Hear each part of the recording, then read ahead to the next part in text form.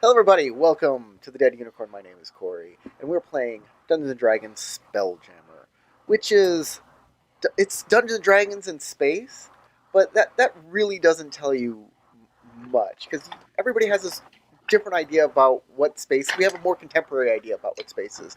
This is fantasy space, but it doesn't matter for this game because we're all crash landed on a planet and we're trying to get a new ship. And we're in the desert. Off we go.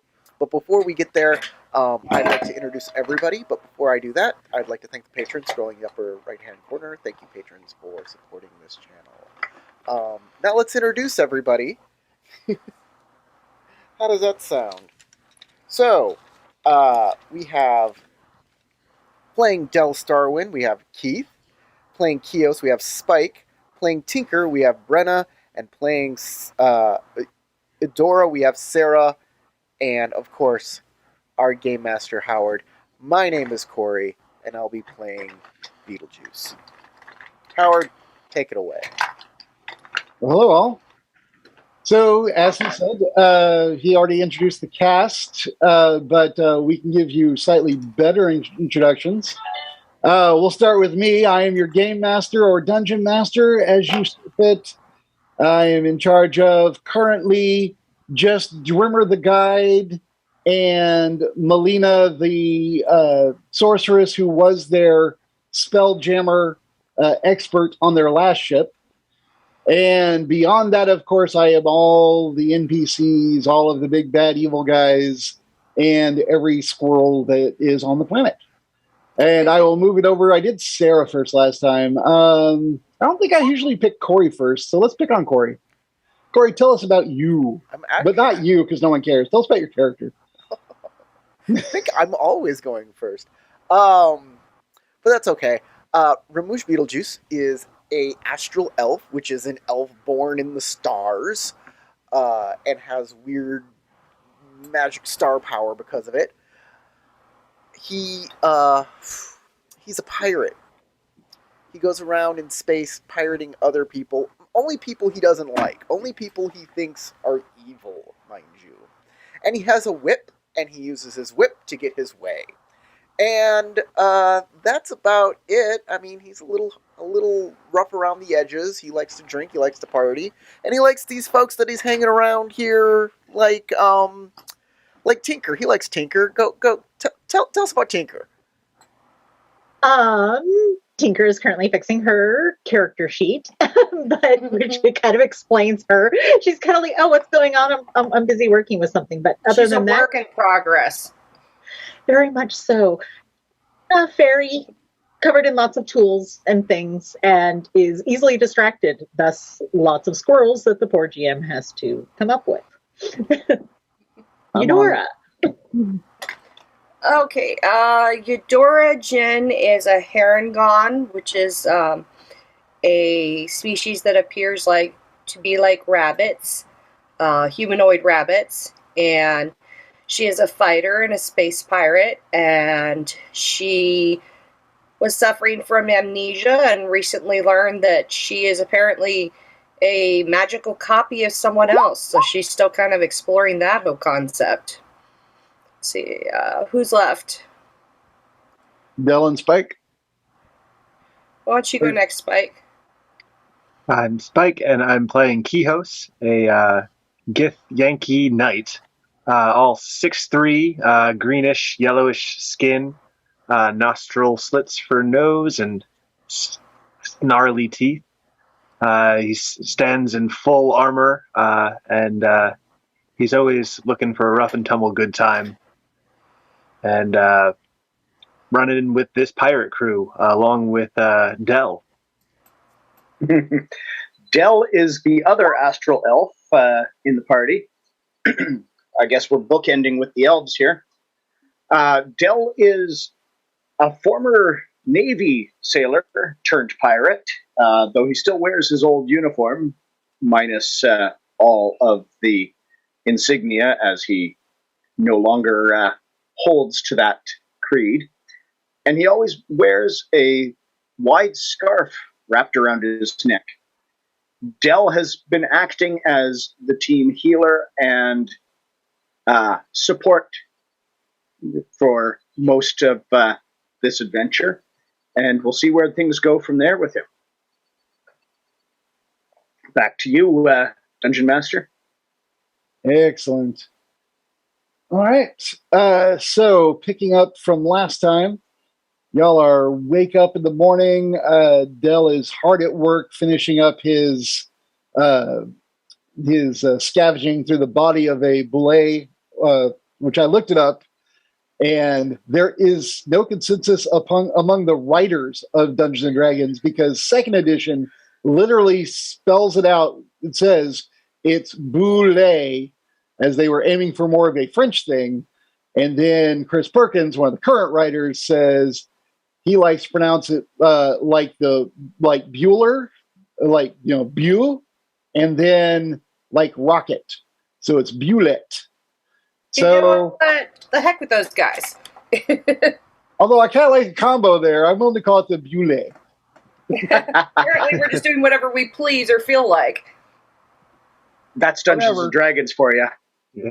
It's whatever it is, it's super dead, so it doesn't really matter. It doesn't really matter, yeah. Del, I will give you one quick chance here. Go ahead and make one additional survival check as you have finished this up. All right, one moment here. Survival. You've already made your survivals to properly harvest it, so don't worry about that. But with a 17, you will notice that it has a full belly as you are carving it up and getting those teeth and claws out. And it's up to you if you want to take that any further, that information. Do you want to know? Ooh. You want to know more? You know what? Might as well, since we're going to try, if any of this is edible, I want to harvest some of the meat as well, because that's just smart thinking. So might as well go the whole 12 yards, because this thing's more than 9. All right. As you, with that 17, and you don't have any additional rolling because you don't have a special kit of any form. With that 17, though, as you start to carve into its stomach and tear it open, you are able to tell pretty quickly that there's whole skeletons in here. It's not shocking based on the size of this thing, which is about the size of a Volkswagen. And well, I mean, I was almost one of them. You were. Right? Very close to being in it. You might, in fact, find some, choice pieces of yourself that have been regrown since your battle. As you are looking through 3 of the skeletons that you find in there, of the 3 skeletons, 2 of them are animals. One, you're not sure what it is. Your best guess would be something between a ram and a small cow. You haven't actually seen what the livestock of this planet look like. But then you remember somebody talking about pig lizards. This could be that. They may have had horns. Garignac. Rignac. But yes. That did inspire the pig lizard thought. In fact, so it could be that. And it's, it doesn't take long to tell that it's definitely beyond saving, as is everything in here. The acid has definitely done its work. But you're able to, after a moment of looking, you go, oh, I think I see some scales here. Whatever this was, as weird as it is, I think it's some sort of reptilian livestock. And then the other 2, one is also a 4-legged beast, but it looks more like a large version of those jackals that you saw following you earlier. And then the last one looks like a person, but most of the flesh is gone. Their clothing is mostly destroyed. They had some metal bits on them which are still there. Like you can find the belt buckle, but not the leather belt. You can find buckles where the boots would have been that helped to close the boots up. You do find in a mostly dissolved leather bag, there were a few items, most of which are destroyed. You find a series of arrowheads made from steel. So you're like, okay, well, these are definitely were arrows. And then also in there, you're able to find a few coinage. You find a total of 13 silver, 12 gold, and 92 copper if you want it. This You're like, that's almost a silver. this creature Actually, no, that's almost 10 silver. this creature eats a lot of metal or whatever. It eats like a goat. No, he eats a lot of everything, and then a lot of it is digested, and the metal is not digested. How many arrowheads were there? This thing is like my sister's old Labrador, if you remember that, Howard. Oh, God. Yes, he ate an entire box of nails, and they had to surgically remove the nails. Oh my And God. his sister left me in charge of watching this dog while she was gone for a bit to go to the store. So I'm sitting on the couch watching this dog walks past this Christmas tree, and just immediately, as quick as you can like think about it, he turns his head, snaps a Christmas ornament off the tree, and swallows it. And it was a glass bubble. And you're just like, no. They were not happy with me, and I was like, it wasn't my fault. You Who thinks the dog's going to do that, right? Why would you think a dog would do that? Yeah, really. I had a horse that would bite them off of the fence very carefully. He just liked the sound of it. Oh, But he didn't eat them, right? Did not eat them, but knowing Labradors, because I swear that their two brain cells don't fuse with like a neural pathway until they're like at least 5 years old. The neurons are not synapsing. No, they do not. Not with Labradors. Not for a while. Anyway, so you find that small amount of money. All right. The rest of the person is pretty hard to identify. The person did have a hunting knife, which you can see it. It's actually very clean. It's acid cleaned. Oh my goodness. It had a metal handle, so it's actually in one piece. And then beyond that, I'm trying to think of anything else that would have survived. We'll give the person a necklace. If you wish to appraise it, let me know. Beyond that, there's nothing else happening there. Yeah, I'll see what I can figure about this necklace. What do I need for appraising? History, unless you have some gym type kit, which you don't. No. History would be your best guess, and it's literally just kind of a guess. History? All right, let's do history. Why not? No. No Heroism clue. came up right after your history check and kind of threw me there. I was like, heroism, what did you roll? All right, so yeah, with that history check, you're like, I think there are people wear these on their necks for ornamentation. Yeah. All right, I just put unknown value. That works.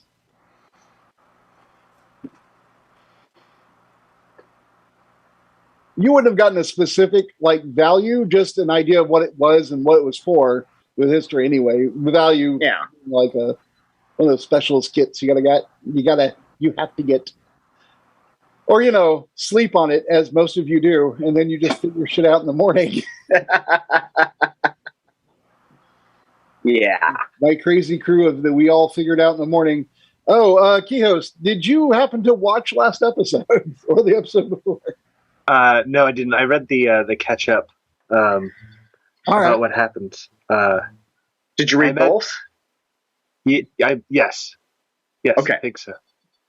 I imagine that getting distracted from the Bullywog quest, he's not one to lose focus, so he went full ghillie suit, embracing his swamp heritage and was scouting it out. He didn't acquire any additional information to what the rest of the party did, but he was scouting. Just so you know, you got space herpes during your absence. That's what happened. I also got pretty drunk. But then you and Melina became very good friends. We did level up, right? Yes. Yeah, you're third level. Everyone but you. So that means that I'm immune to disease. cool. So, party on, dudes. So I'll get you next time, Kihos. you have the space herpes. It's just in constant remission. It'll never. He's a carrier. Yeah, I was going to say. Asymptomatic carrier, yep. 'Tis the curse of a noble warrior. That's the curse. Among Everyone others. I love dies. It's so tragic.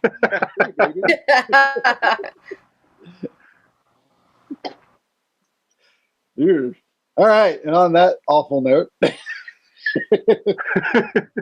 Oh my. Sorry to the audience. on that awful note, Del begins his log entry. Get on that. All right. I'll just a sec here. Where are you? There you are. So things in the swamp really ended up going sideways. As we were planning our move on the Bullywug village, we heard a gunshot in the woods. We went to investigate, and we saw a large hippo man taking a shot at a fleeing Harangon while Eudora stood over the body of some white-skinned humanoid. After some confusion, including fighting off a couple more bullywugs who'd come to investigate, we were able to talk to the large hippo fellow, who introduced himself as Colonel Mokudush of the Treasury Alliance, an independent organization that works to keep the peace in the local space. He himself operates as some kind of police or bounty hunter and was hunting the two changelings, as he called the white figures. Unfortunately, one seemed to have gotten away. He'd shot Eudora as well, assuming she was a third one of these, but she quickly convinced him she was their captain. He was also able to bring us up to speed somewhat on her mysterious background as it pertained to her being charmed and kidnapped. She's apparently some kind of magical creation made to be spare parts for her creator, but she'd gotten away. This will make for an interesting investigation once we get off this rock. Either way, as recompense for shooting Eudora, he allowed us the contents of the dead changeling's pockets, and we found a fistful of valuable gems. Deciding to finish the job we'd come for, we headed back to the Bullywug village, where we decided to just walk in and demand to see their king. We offered to the colonel to join us, but the bounty was too small for him, so he declined. When we arrived at the gate and made our demands, the guards stiffened and stood straight, saying nothing. Their eyes stared at us, and they turned their heads toward the interior of the village in a uniform, almost hive-minded way. As we entered, we saw the entire village had stopped working and were doing the same thing, directing us to one of the large huts Tinker had scouted earlier. Entering that hut past the stiff guards, we came into a large space with 5 bullywugs, 2 guards, 2 concubines or wives, and 1 huge bullywug sitting on the throne with its head tilted downward. Slowly it lifted its head as Ramush talked, outlining that we were here to take him back to the other village for a reward, but that we could be paid off by the bullywugs instead and we'd leave them alone. The king bullywug looked at us, and we saw there were 4 tentacles emerging from the bottom of his face, and the other 6 bullywugs, including the 2 guards outside the hut, all spoke with one voice, telling us we would be paid at the gate as we left, but that if we should be seen again, they would not only destroy us, but also wipe out the entire village we had come from. We left then, and were indeed paid at the gate before making our way back here. All of us agreed that taking on a foe who could dominate the minds of an entire village was beyond our capabilities, and we decided to warn the folks here of the nature of the bullywugs that were threatening trade routes. Once back at the inn, Ramush headed over to our guide's home to prepare for the morning when we head off into the desert. We arose early this morning to get a start on the trip. Drimmer wasn't there just yet, so we all sat around and ate our breakfast, discussing the plan for the next leg of our trip. At some point, Ramush asked about the gems we had gotten off of the changeling, so I divided them up amongst the 6 of us. Melina only getting the 1 diamond, while the rest of us each got 2 stones. Shortly after, Drimmer entered the inn looking for us. He had gone and rented 2 small wagons pulled by a pair of large running birds, each that he referred to as axe beaks. With a moment's discussion, we headed out to buy a barrel of water and a few provisions, then headed out into the desert. As we were leaving town, we passed a few lepers begging for alms. One woman in particular, with a small dog, approached Ramush, who gave her a silver piece. The desert itself is a deep red color, both sandy and yet with a lot of stones. Tumbleweeds blow in the wind and scrub brush pokes from the ground all around. Travel went fairly smoothly, and as we neared the midday point, we began to discuss stopping for a rest from the heat and to water our animals. Ramush asked about an oasis, whereupon Grimmer told us of a couple of options, until I pointed out that I have the ability to magically create water. Plus, we have a large barrel of it with us. So it was decided to simply press straight on instead, staying on our track and resting along the way. We were pulled over and set up in a shelter from the heat before watering ourselves and our birds when Eudora heard a faint sound, as of a pack of wolves or dogs. Looking out, we saw what appeared to be a large pack of jackals. They hadn't seemed to see us yet, so we quickly packed up and continued on. As we neared the end of the day, we had begun to enter the foothills area of the mountains we sought. We decided to at least get some rest before we considered whether to camp or press on into the cooler night. We had noticed the jackals had followed us briefly, but fallen off.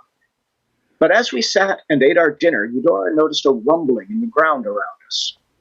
We all began to get ourselves ready, and the birds tied up, when up from the ground a huge beast tore up and through the earth, grabbing me in its mouth and nearly devouring me entire. If it weren't for a healing potion Drimmer had, I would not be writing this now.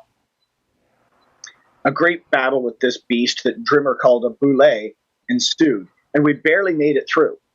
We were brutalized, but eventually a combination of a guiding bolt spell from me and an arrow from Eudora through the beast's eye managed to slay it. We decided the best thing would be to rest here for the night and try to harvest what we could from the beast. Drimmer suggested the claws and teeth, saying its stone-like carapace would break down and dissolve, so it was unsalvageable. We set up our watches, and now I write this account. All right. And with that, it is morning. Drimmer is off, presumably getting food. Whoever had last watch, he would have mentioned that's what he was about to go do, was go and grab some food for y'all for breakfast. Is there anything y'all do to prep for the day before we get going? How edible is any of the meat from this beast? Because we could cook some of it up for breakfast, too. Well, Drimmer told you he'd heard a theory about the hide dissolving into earth, but he didn't say anything about the meat. The meat, once you get past the hide, is meat. You are welcome to try and cook it up if you have the skill. If you don't have the skills, then you have survival, which is sort of like a pretend version of skills that allows you to survive. But it's not about the spices and flavoring so much as this might get you through till tomorrow. Well, survival covers cooking in the wild, whereas cooking would cover having an actual kitchen. Right. So since we don't have a kitchen, I don't think it matters so much for that, and survival would seem to be the right way to do it. We need the So I'll make a survival roll and try cooking up a little bit of this and checking it out. And if it's good, then I'll make more for everybody else. See, survival is what I call my kitchen skills versus an actual cook's. That's fair. I've had your cooking. Ooh. Sounds about like mine. just like last time, I'll take land vehicles as my proficiency, and Oh, that's right. The Axe Beaks lived. They did. I totally forgot they could have been targets. I should have been aiming at them too. Fried chicken. Pretty much. Mm-hmm. I remember after game going, I could have had chicken. And it would have fought slightly less because while Axe Beaks are good at fighting, they're nothing like PCs. They don't cast well. Maybe it wouldn't have tried to eat Drimmer. Or Dell, I mean. Either of us. I don't know. With four birds stomping around like that? You two look so tasty, though. He was pretty sure that y'all had, like, creamy centers, like a Twinkie. Might. We haven't checked. I believe the Boule checked. Probably exposed your creamy centers to everyone. Well, just remember, dead Dell is dead healer. He's like, if I die, you all die. I'll take you all with me. I did give your scout a healing potion, and that went really quick. It was very good that we had that. exposing our. We are all soft underbelly. That's all we are. It's like Not gnashing teeth, one of my many weaknesses. Oh no, a bunch of bullets. I'm vulnerable to a bunch of bullets. Like, yes, you could kill me, so could a particularly irritated duck. Nothing makes you special. We're just running from Canadian geese all adventure. You mean No! cobra chickens? I mean, I feel like you this is want like to the run from weirdest them. way to attack the big bad evil guy is just this like psychological attack. When you get up there, you're like, ooh, you think you're scary because you can kill me. So could a duck. This is like the Like, legend. you might be too crazy to mess with. I don't know. I don't know if I want to go there. This is like the Legend of Zelda chicken theory of Dungeons and Dragons. I don't know this one. I have no idea what you're talking about, Corey, but sure. So, boulet for breakfast? Meat, fire. Good job, Elf. Looks edible enough. All right, so y'all begin to gnash on your boulet meat. As Dermer returns with enough meat to make into something that y'all can eat along the way for the rest of the day. Because it says so in the Outlander background, I can just feed people every day. Nice. Jerky. Well, I don't think we have time to dry it, but we can definitely pack some of it. Yeah, we can't smoke this stuff. We don't have smoke out. Actually, he's don't have rolled the it into time. papers. All you have to do is light one in and suck in the jerky. That's how it works now, I decided. Hey, if the game master says so, then so be it. In space, you can make space jerky. That's what I've ruled. It'd be freeze dried. Probably, yeah. If no other physics matter, does cooking matter? Like, Well, this is a fine boulet buffet. oh, there you go.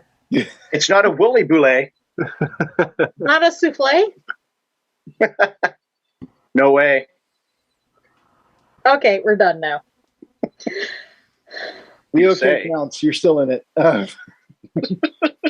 Mostly done. Okay. All right. So moving forward, try not to end anything with an AY sound. We don't have time for all of these rhymes. Let's go. Anybody want a peanut? Stop it now. I mean it. I'm gonna start booting people. Boot to the head. You knew the job was dangerous when you took it. You knew there'd be terrible puns. You said you could handle it. I'm the dad. They're supposed to come from me. Dad here. Don't. Yeah, we've got two dads apparently. And in the Society for Creative Anachronism, I belong to a particular order that has to wear court mandated. You get hauled up in front of court between the king and the queen, and you have to wear a warning label because you pun so much. I was not aware they'd instituted that rule. That Too is. bad we can't do that in real life. Every It's time you in say, our regional area. every So, time you say but court we're really mandated, good at putting it things like in runes, semaphore, black on black, about this tall on your hat. every time you say court mandated, I think like a state judge is overseeing your. I enactment think, of oh, are Also these a bit of a law. pun. Probation? Oh my goodness. She has to wear this like beeping ankle bracelet that lets us know that she was punning. It's just jewelry, man. Just jewelry. All right, Right, let's pack up. Let's Oh. get going. moving forward. Onward and upward to the All right, mountains then, we go. so if y'all are all packed up and ready to go, I'm good to go. Got my equipment ready. I have mended the holes in my armor, and I feel good. I think that is clearly the worst of our troubles. It can't get any worse than that. Didn't you say there'd be Oh, spiders no, up in these he didn't. mountains? Big Oh ones? no, he didn't. Okay, I'm going to invent duct tape. Yeah, Tinker, go get on that right now. So No, I don't see a problem. I mean, I've been a scout out here for some time. I've led people through these areas. I've never seen one. I've heard of those. Had not encountered one. So I'm assuming, logically, statistically speaking, this should be smooth sailing from here forward. A wise man I once read once said, "There's three types of lie. There's lies, damn lies, and statistics." I like that. Mark Twain. He sounds very fascinating, and here we go. He begins, getting his axe beak to his cart. And who was driving the other cart? Ramush was our other driver. All right. Then the two of us shall make our land vehicle rolls. Oh, actually, no, we're just driving for now. We haven't been attacked yet. I mean, we won't be attacked. Yes. Freudian slip much? Right? Oh, So we're y'all fine, begin- are we? You all begin heading out across the desert in your carts being pulled by axe beaks. The red sands are actually slight relief to any of you, if you feel like your character has seen deserts before. The red is not the dark red is not as reflective as the kind of yellowish brown of a regular desert.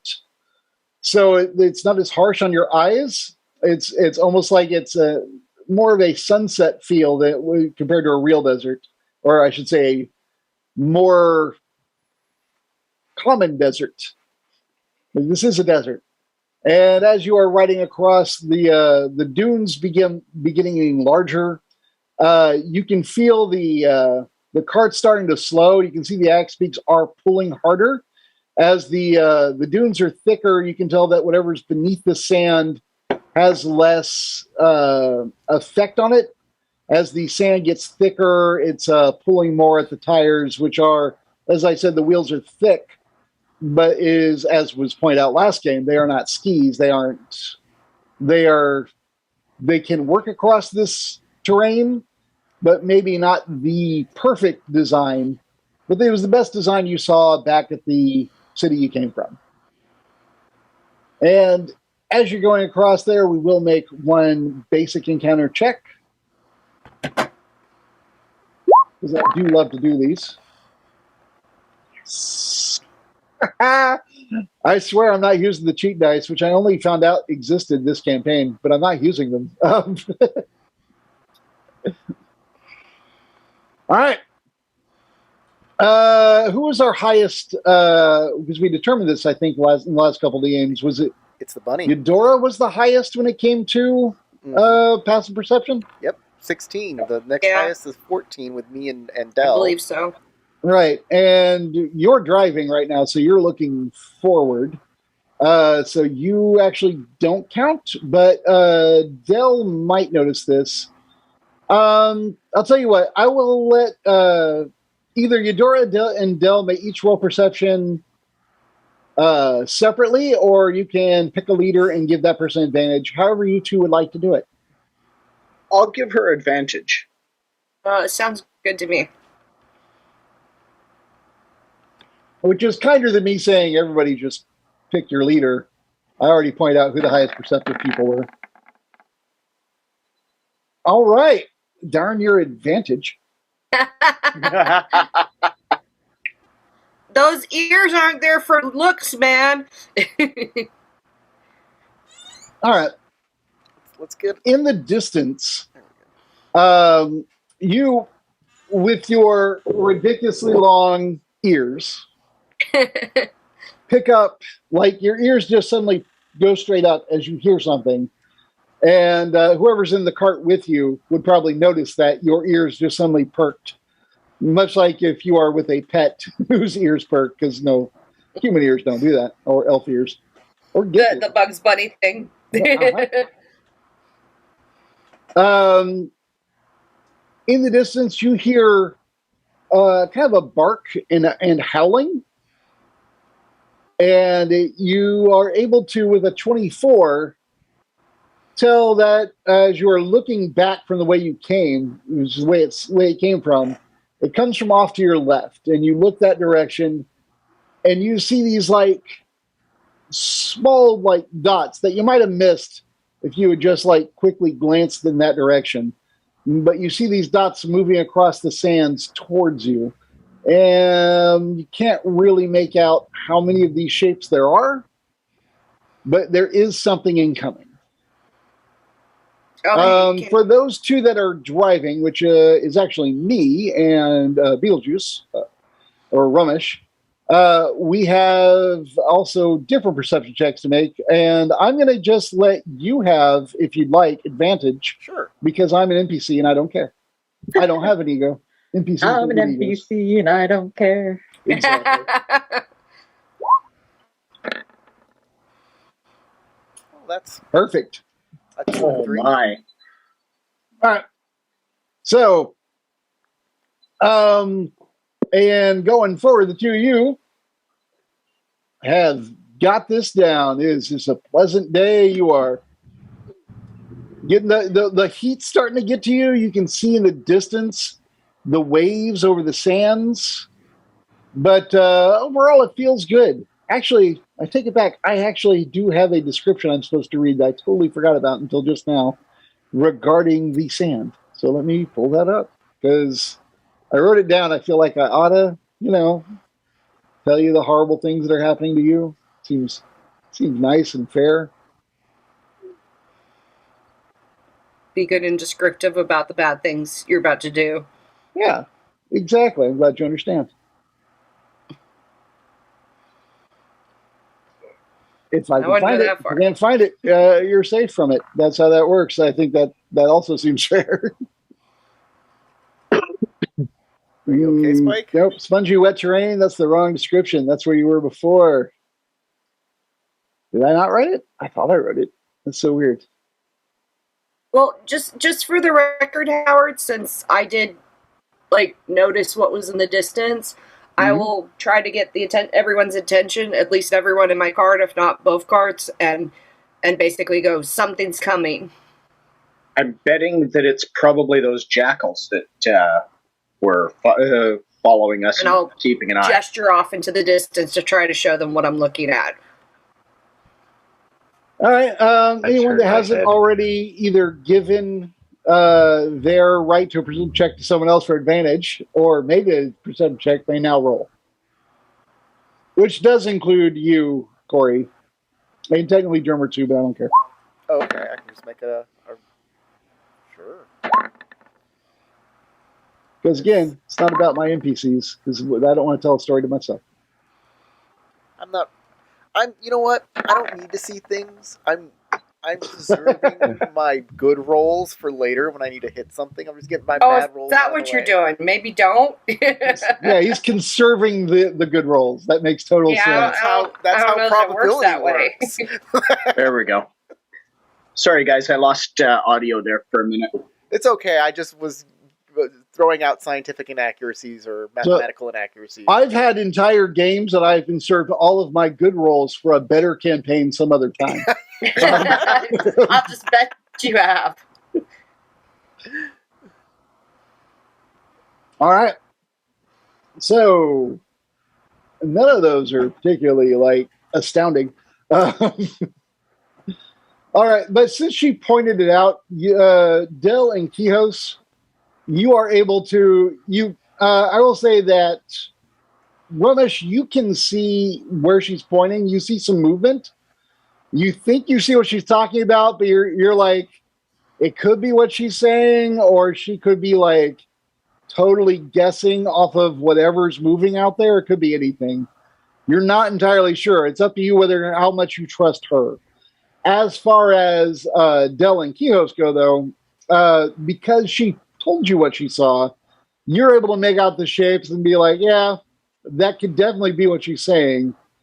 It does appear to be headed towards y'all. You don't have the awesome bunny ears. You don't quite pick up on the noise. You hear something, but you couldn't be 100% as what it was. Or if somebody had said you hear that bird caw, you'd be like, yeah, I heard something.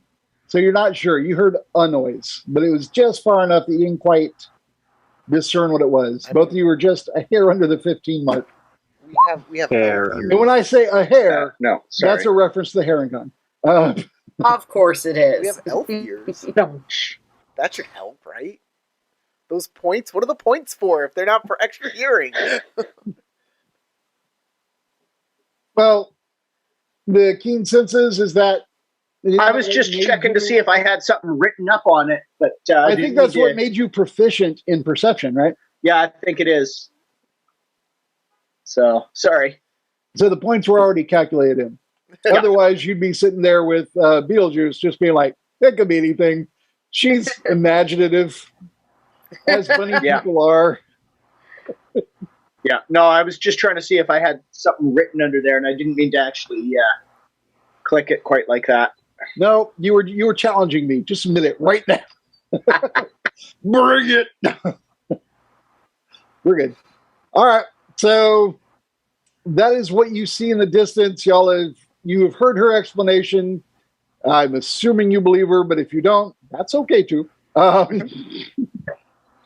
given that I chased away a couple jackals last night, and we'd seen them earlier in the day yesterday, I'm betting that that's what's... She did That's say what's going barking on. and howling. That was in the description. Yeah. It could be other desert creatures that bark and howl, but there is a certain amount of coincidence here. Well, dingoes didn't eat my baby. Oh, that's right. You're Canadian, not Australian. One of those weird foreign groups. I don't know. Because, we're all American-centric here. American-centric Americans enough to somehow. call American only meaning United States American. All right, cool. So they are not close, like in any type of melee or easy range. If you have long distance ranges, like 200 feet on, let me know. I don't think any of the bows go like that, but they are far away, but they are at a distance, and you have spotted them in the deserts because deserts don't offer a lot of cover. Do y'all do anything? Do you slow down, speed up? I don't see a lot that we can do, really, at this point. I mean, I guess it encourage everyone to speed up a little bit. Maybe, I don't know. we can lose them in the hills. Does it look Yeah. like we can outrun them? We can lose them in the hills. I mean, if they lose line of sight to us, it's hard for them to get back unless they're tracking us by some other way. Mm-hmm. Oh, was there something following us? Is that what you were talking about? I wasn't paying attention. I was really in the zone of driving this axe beak. It's something way out there. I can't even see it, but they're talking about it. All right, well, then we could just speed up if you want. Shut Or up. we can slow down if you want to shoot them or fight them. Are we saying speed up? All right. And he'll say, yeah, and make his land vehicle roll.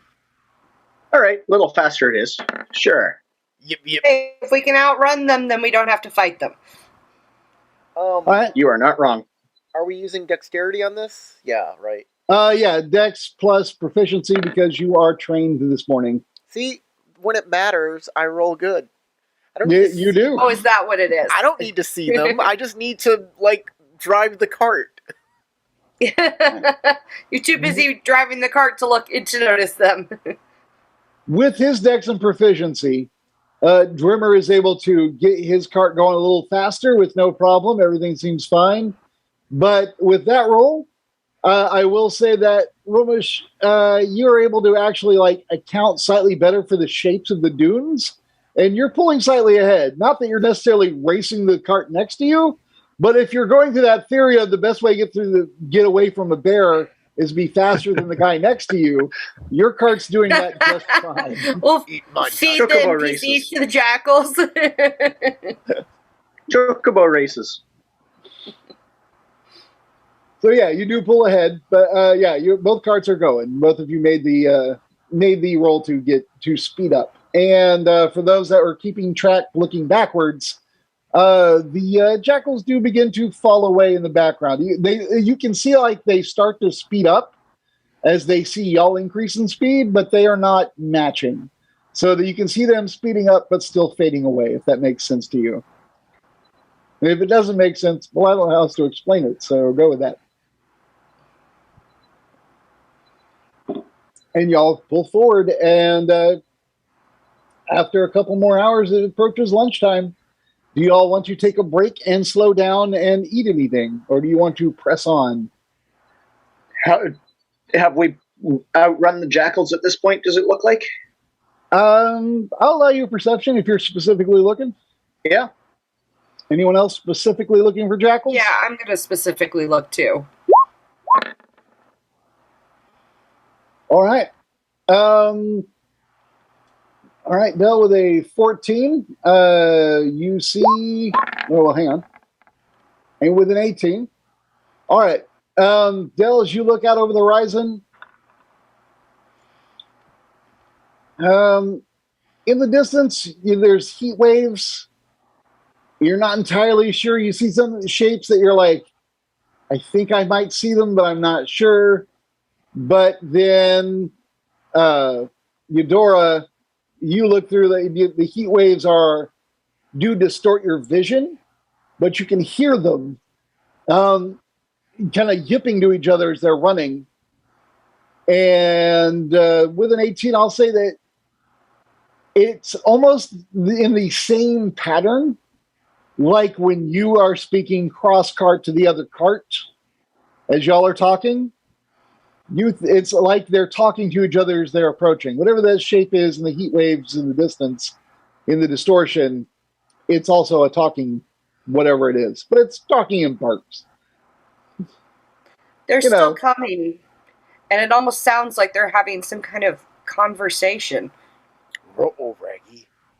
They seemed strangely intelligent last night when I was chasing off the one or two that were scouting our camp. Indeed. I think we're going to have to actually stop and deal with this. Oh, and I apologize, Corey. I should have said it. I realized after I do a rewatch before each game, so I can it's better than taking notes, which I take notes. But that's when I get my notes. I make notes during game, and then come next game, I look over the notes, and it's like goblins kill PCs plus trap, and I'm like, what the hell did this mean? It sounded evil, but I don't know what I was getting at. So, my notes aren't the best. So a rewatch in the online format is awesome. But what I also noticed while I was doing that was that I never actually specifically explained it, Corey. When they were approaching the camp, Dell had noticed them just outside of where you had laid your trap because you had that alarm spell. I guess I didn't explain it because I noticed that you pointed out that you had recast it, but it never went off the first time. I was just saying if they try to enter the camp, because if they're just scouting from a distance, no, the spell wouldn't have gone. Okay, so all right, then we're good then. Yeah. I wanted to make sure that you understood they didn't actually set it off. I'm just saying they were scouting the camp. If they try and sneak inside of the camp and steal something and run away with that, that's not going to work. Okay, yeah, absolutely. Yeah, if they had gotten closer, everybody would have woken up. But they didn't get that close because they were spotted before they could have. We're all good. All right, I just want to make sure you didn't think you were ignored. I realized as I was rewatching that I might not have explained it well. But you were not ignored. Anyway, so yeah, in addition to that apparent intelligence, then what Dell just mentioned, yes, they do appear to be talking, which is something Eudora has just shared. The fact that they're still after us rather than seeking other prey, easier prey, also kind of worries me. So I think we're going to have to actually stop, get ourselves set up, and be ready to fight them. I mean, there was you're easier prey than a boulet.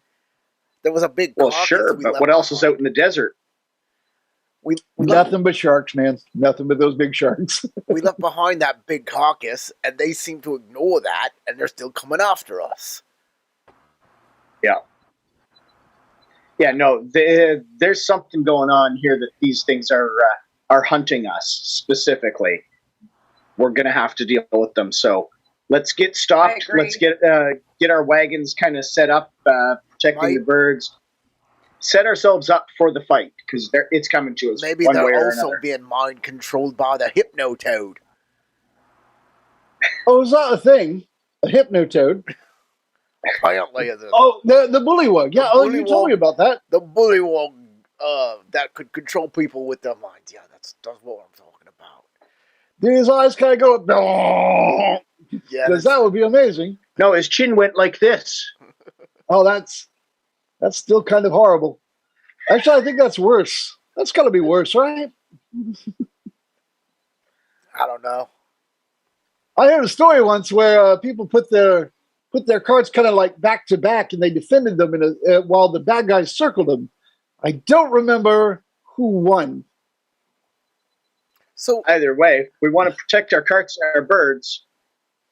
So octopus a good idea. Octopus and cuttlefish, they're delicious. They're really tasty to eat. And I was wondering if Illithid follow that same rule? Like, they want to eat our brains, but what if they're a delicacy for humans? Ah. Now the hunter has become the hunted. You enjoy Isn't that. eating I'm another- going somewhere else.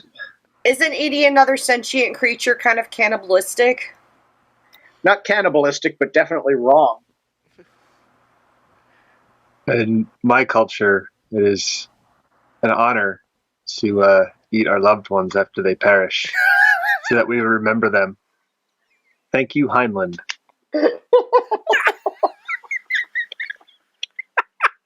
If I die, you're absolved from that. Okay, you It's don't like- have to same. eat me. It- Yeah, It's like It's a green skin thing. I'm not trying to make anyone It's nervous. like that treehouse of horror where Smithers is a snake and Burns is like a Voldemort, and he dies, and then Smithers is like eating him whole and saying how much he loves him while he's eating him. You know, I've missed a few episodes, I think. All right. Well. All right, so they're far enough off if y'all want to set something up, or if you want to speed up, tell me what your plan is, because now is the time. We definitely need to set ourselves up for this fight. This is going to be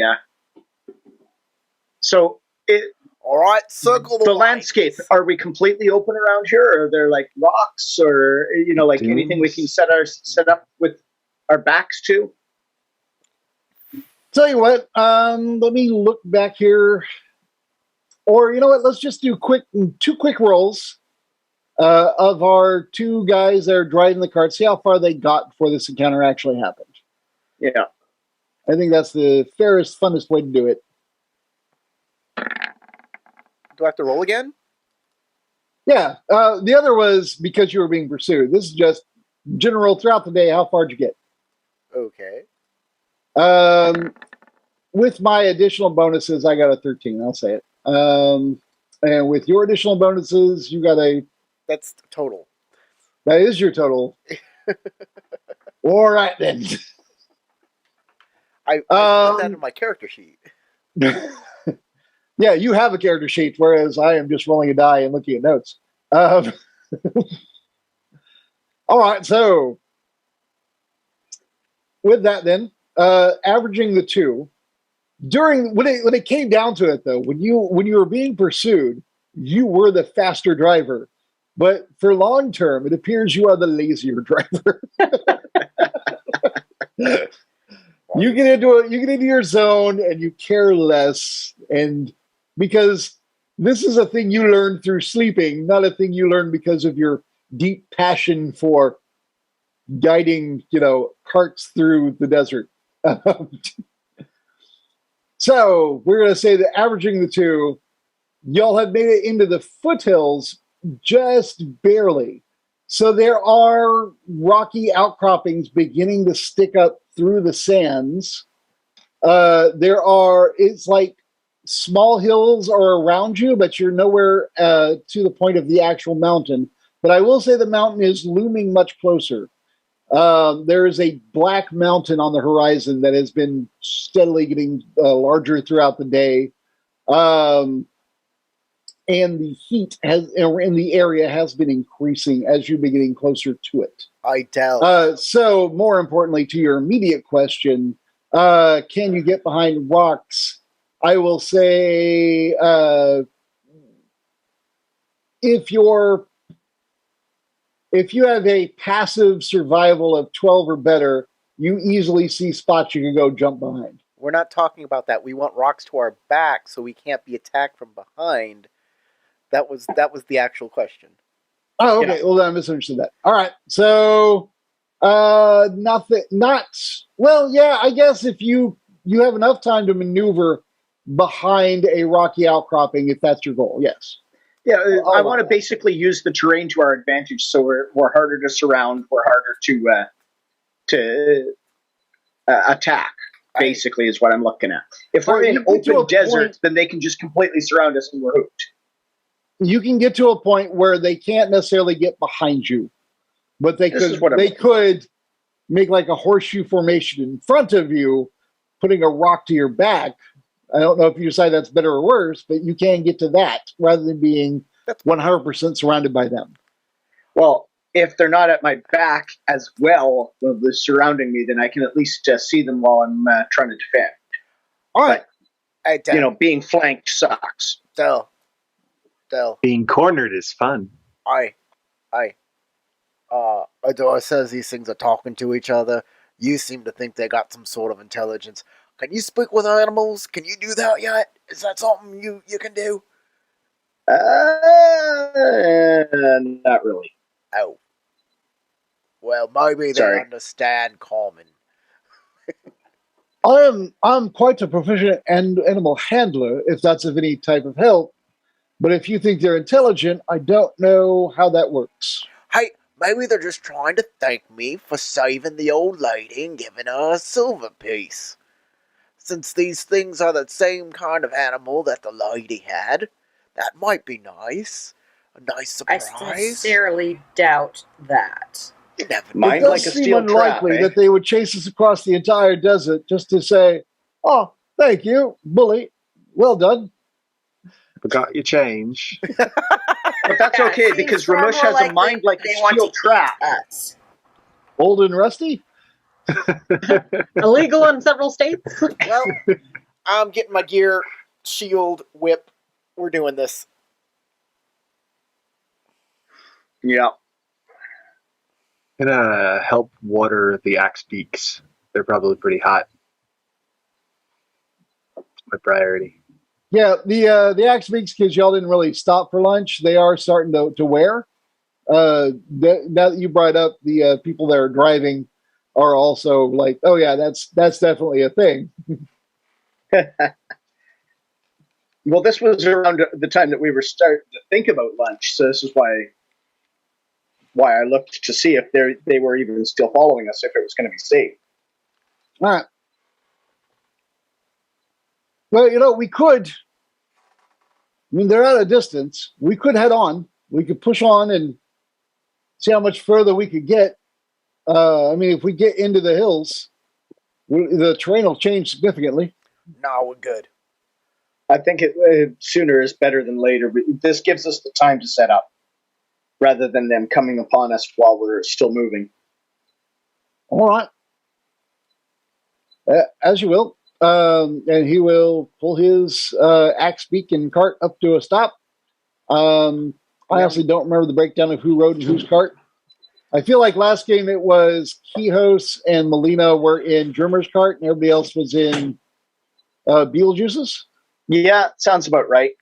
Tinker being as small as she is, she kind of really didn't count for right. the weight limit for either. The two as she felt like. Pretty much. Are we But she had to time it just right, because they are traveling faster than she flutters. Are we true? But she only had to travel across. Do we have any buff spells that we want to cast before they get here? Let's see what I got. I don't have anything that'll buff others. I have self buffs, but I don't want to cast them. They're like. Yeah, I got a couple of healing things set up, but that's and some create water, and that's about it right now, though. All right. Oh, well, I mean, I just want to point out that from the stories you've told, if it's all true, and I'm not saying it's not, y'all are an incredible group of adventurers. I mean, from what was told to me by this fellow here, Ramesh Beetlejuice, um, you have amongst you a woman with incredible skills with a bow who can leap over things. You have this fellow here who can guide people through this with the stars and heal them with star magic. And you have your woman here with the ability to repair anything, and she can fly. And then this fellow here with his martial skills and also healing. And then, of course, Mr. Beetlejuice's own things that he can do. And Whatever I that is. really feel like you're an amazing group of Doing great. adventurers. And that's why I feel so great just traveling with you. And as he says that, he gives all of you a D4 of inspiration that you can use at any one point on any of your upcoming rolls as an NPC advantage. Oh, that's Nice. nice. Because he's your super fan. Aw, Very sweet. so D4 inspiration. Where do I I'm mark Technically, I was glad supposed to kept talk for a him minute. alive. I didn't time it, so just go with it. I'm glad we kept him alive. Other than that, there's that woman that casts spells. I always forget about her. It's like she's less important for being something called a Nipsey. I don't know what that Yeah. is. Melina. But I don't see her in my Zoom meeting, so she's not important. Melina. She's a sorceress, so she probably didn't have buff spells. She probably just have attack spells and such. All right. She's not really. She magic missiled the heck out of some stuff. She's not really a person. She's more like an engine or the fuel for an engine for a Spelljammer ship. She gives you the finger. Is there somewhere to mark that I've got a D4 inspiration under It's inspiration? a D4, and no, I don't actually think there is a place. I think you just remember it and just toss a D4 on there. I'll have to. So above your special abilities, there's a place for resources, and you can put it there. I put my exhaustion there since there's no place to put to mark off exhaustion levels. That's where I put my Right. exhaustion if I get that. But yeah, one of these things this sheet needs is exhaustion, and a place where you can put bardic inspiration if you have it or not. Yeah. All right. Well, I'll just try and remember that I got it. Well, all right then. So, as y'all are making your preparations, or anything else you're specifically doing before the pack of possibly jackals that are following you close in, because that is what you're expecting. I'm just getting my. Ooh, 1 second here. No, that's not what I wanted to do. Dang it. There. Just trying to read it. I mean, sure, it shows up way the heck up here, but That's a lot. It's wild shape, yeah, I know. and that's just crazy how long this text is.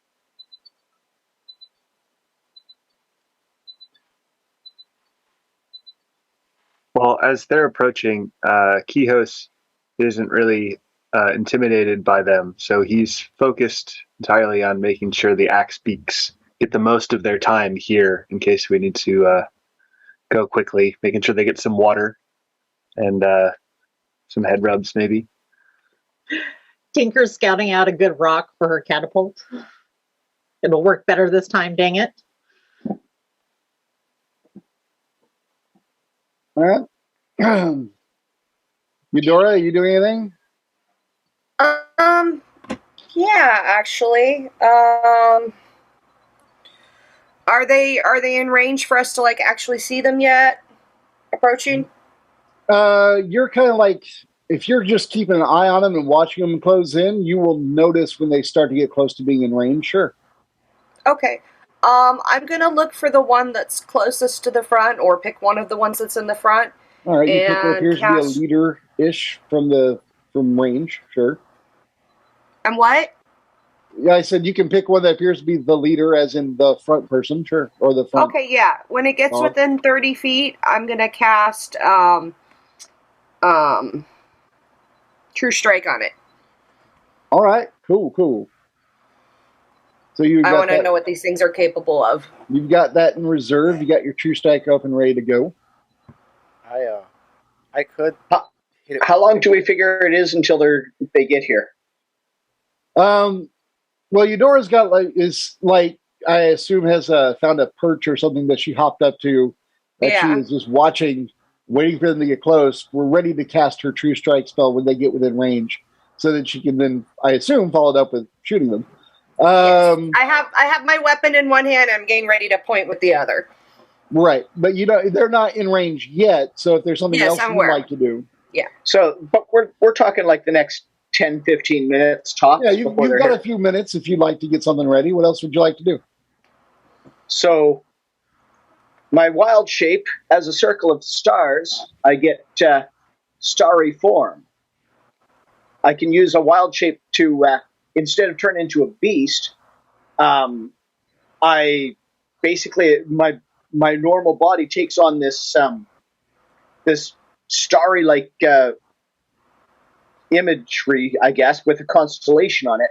And if I choose from one of three different ones. If I choose the archer, which I am, the constellation of an archer appears on me, and when I activate this form, and as a bonus action on all subsequent turns while it lasts, I can make a ranged spell attack, hurling a luminous arrow that targets one creature within 60 feet. If I hit it, the attack deals radiant damage equal to a d8 plus wisdom. All right, cool. So, can you maintain that form as they're arriving, or do you just, as soon as they get within a range, are you going to flip into that? It counts as a use of wild shape, which lasts for up to an hour for me. Oh, okay, so then you can flip into that whenever you'd like. All right. So yeah, whenever you do that, everybody else will see, if you look towards where Dell was, there is a transparent figure of Dell, like you're looking through him, but there are several points and like joints and such, and like his head are all highlighted by a single star, connected by a faint ray of energy that looks like you would connect, like they're connecting the dots in a constellation that is now the form of an archer. Is that that's what I'm understanding? Yeah. So it basically, I suddenly look like a night sky, and there's a constellation of an archer on my form, on my body. He looks like Eternity from Marvel. We got it. Yeah. Neat. Well, all right. Anyone else? Anything else I need to know? Is there any particular spot that looks like that they'll cross through to get to us? Like, is there any obvious survival? Now, this is the survival game. I think I've called for that particular thing more than anything else this game. And look at Tinker rocking it with all of her -1 survival skill. I mean, her amazing survival skill from that time in the Feywild, which is full of scary forests that she apparently avoided completely. You are able to notice that there is a path between the foothills that you all were beginning to go through as you got closer to the mountains. And most likely they'll follow that same path. And so with that 17, you can find a good vantage point if that's what you're looking for. I want to cast grease on it. Oh, okay. How long does that last? Nice. I was just thinking the same thing, actually. Evil mind. That would be useful. How long does it last? Let me find out. Because if it doesn't last too long, I imagine you'll cast it when they get closer. It's one action. Well, no, that's casting time. Duration. Oh, sorry. 1 minute. 1 minute. Yeah. Okay. Thank you. So you have that prep for when they get closer. Keyhouse, was there any specific, like, get 'em action that you had going? No, he's just kind of doing the like classic samurai style. Like he's totally calm with the animals, and he's just gonna like leap into it at the moment. Make sure that they're okay. They don't want to. I don't want them to get scared. They're pretty tough. Aww. Sharing some of the boulet meat with them and getting them water. I just think they're neat. I mean, to be fair, what's approaching is just animals. I mean, y'all are just way overreacting to what appears to be wild dogs. And who's ever been torn apart by wild dogs other than whole families? Dingo stole my baby. I mean, you know, that was a real thing, and I feel like you're Yep. mocking an actual tragedy over here, sir. I mean, too soon? Is that what you're saying? That's way too soon. It's way Sorry. too soon. Oh my. I mean, it's a national tragedy, not my nation, but a nation. And it happened in the 70s or something, the 80s. I don't know. And I wasn't the there. thing is that they all basically made fun of the mother and like assumed she did it too, which was like the worst thing. Yeah, when they found out she was telling the truth, they were like, "Oh, Yeah. we thought you were a bad person." I don't know. My understanding of that story is she was what we would negatively call people here, like a poor person, or like might say something awful like trailer trash or something. And because she was poor, they assumed the worst. It turned out she had nothing to do with it. It really was an Right. awful thing that happened to her. And she went to jail. Yeah. Terrible story. So yeah, Corey, Sorry, you I brought it up. insisted- This thing happened when I was a child. What do you want from me? We were all children when it happened. Not me, We're not I was- born. I was about to say. I keep forgetting some of these people are still children. Not a child! Not a child! I don't even know anymore. I actually don't know when it happened. So like whatever. But Wasn't it in I feel the like 80s? I want I to say feel it was like I 80s. was young when I heard of it. So Yeah. sure. 1980. Hey, I was okay. 5. So I was just barely born.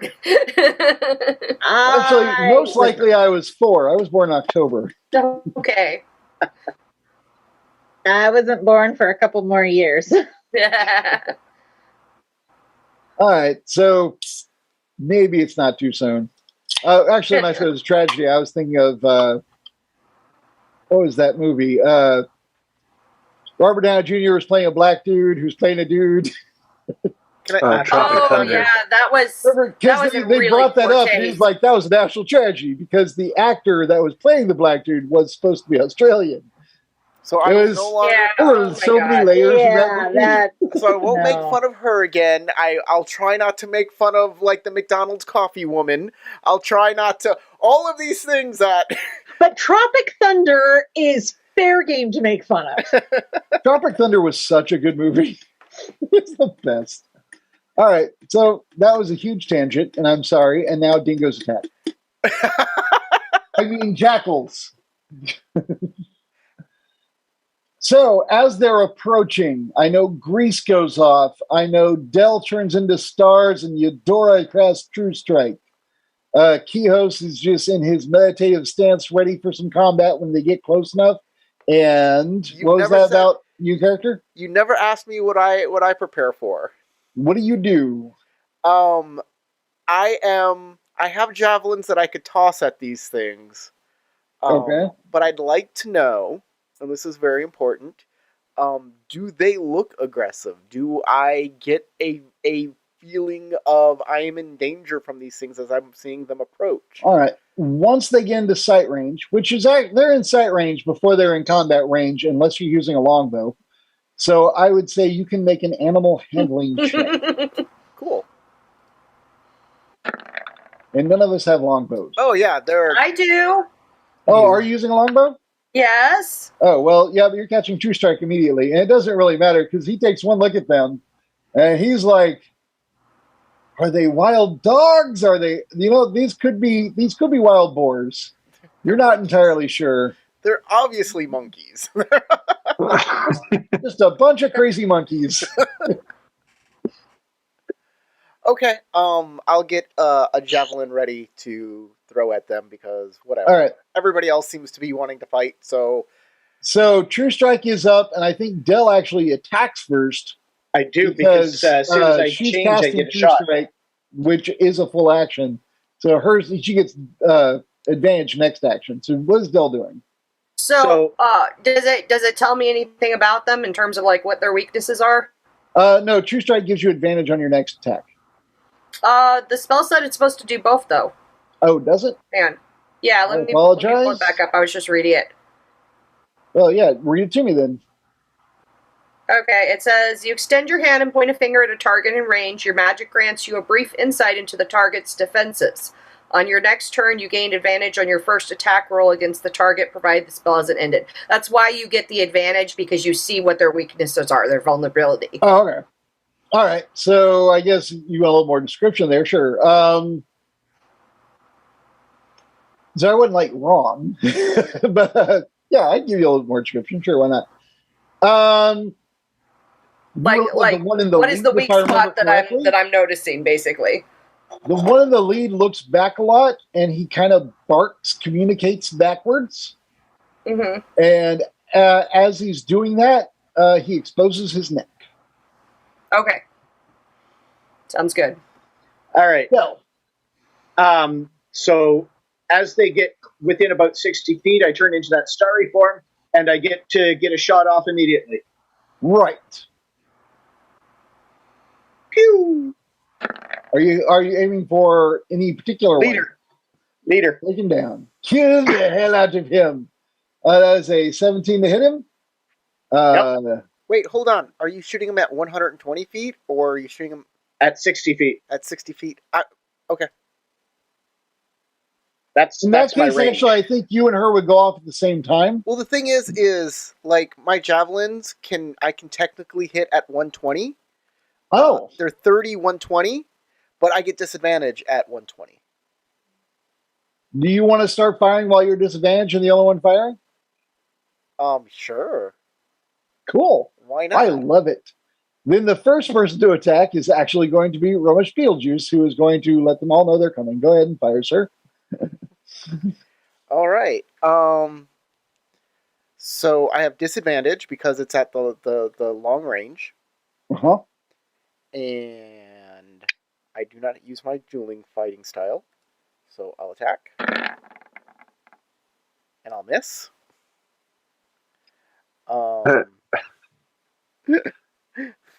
Whoops. I think you may still be saving those for when they're closer. Is that what it is? The good rolls? Yeah. Yeah, that's it. Yeah, all right. Since they're running as a pack, though, I get a second attack against one within 5 feet of the original target. Oh, you don't have to hit to do that? Okay, cool. Nope. It's just when I make an attack. Here, I'll put it down. When you make a weapon attack, I can make another one. So, let's do it again. Well, I rolled a 1. Yep. Disadvantage is a bitch. All right, there's 2 of my javelins down. They're gone. All right. So, there are 8 of them that are running at y'all. Okay. Are we going to roll initiative or next turn? You should go ahead and roll initiative now. Okay. I'll roll first for the bad guys. Nice.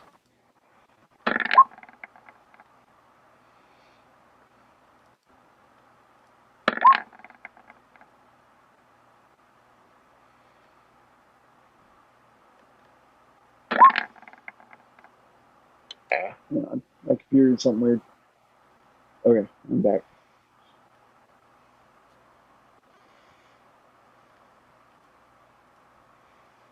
I'm going to have to roll for Drummer, Melina, and who am I forgetting? I'm always forgetting someone. Well, I mean, you could for the birds, but that... I feel like the drivers are rolling for the birds at the moment.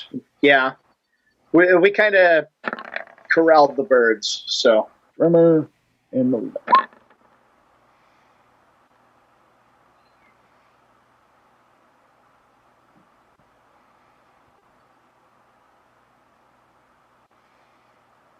All right, and let me look back here real quick. Quick question, Howard. Yes. I remember we discussed this last game, but I wasn't really clear on how you wanted to do this. When I'm rolling initiative, it is taking my dex bonus into account, but it's not taking the bonus I get for my hair trigger feat, which is adding my proficiency bonus to my initiative rolls. Right, so Is tell there me a way that bonus again, and we'll just add it onto yours. Okay, so You're you already just at want a me to 20, remind so you every time?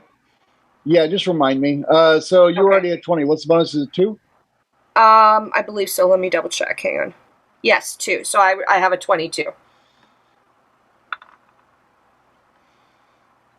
All right. And then I see Dell is at 16, Beetlejuice is at 7. And Tinker at 12, and Kios at 17.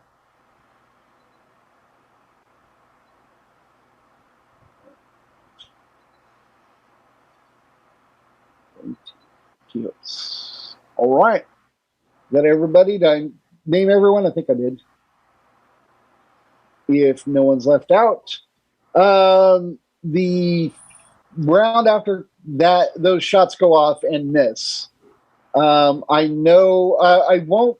I'll let you decide, Dell. Right now, do you want to keep your previous roll, or would you like to re-roll? I'll re-roll just because it seems Okay.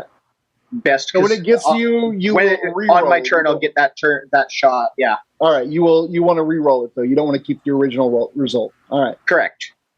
All right. It looks like Eudora is actually going first. She's a quick bunny. I am that, yes. All right. Then the leader that when he's barking back to the others, I'm going to take that shot at his neck as he turns away with my longbow. Okay. You can take that. I'm going to give you additional information, but first go ahead and take your shot. Haha, 26. It's a good hit. That's an advantage solid shot, though, isn't it? I don't think so. Let me double check. That's what True Strike gives you. Oh, yeah, you have advantage. Oh, yeah, you're right. I forgot I had True Strike on that. I don't know that should you're going to beat a 26, but if you'd like to roll again and see if you get a crit, you absolutely Just can. for dramatic effect. Well, if you get a crit, yeah, you're right. I should have rolled advantage. You're correct. All right, so that would have been. Nah, go with the 26. You're good. Yeah, we'll go with the 26. All right, just click on the word longbow in the chat box there. Yeah. All right, so we're looking at 5 piercing. All right. The leader sees the arrows raining back, looks back, is like,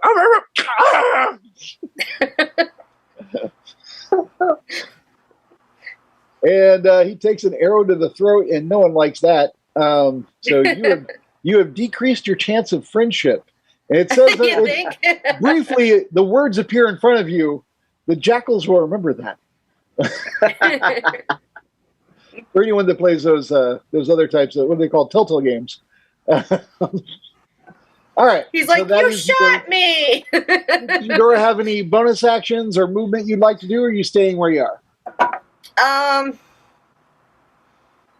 I'm going to go ahead and hop down behind my rock for my bonus action.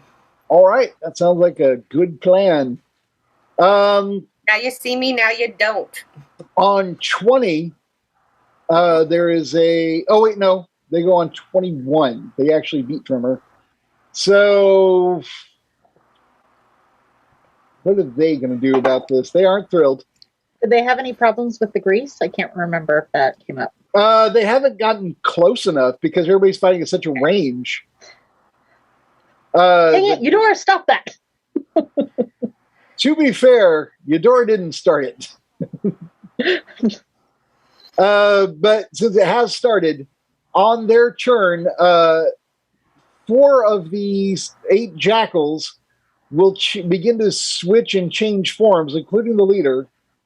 And they become what look like a werewolf version of a jackal as their bodies stretch and become humanoid and hulking, and their eyes begin to glow with a almost yellow light in the distance.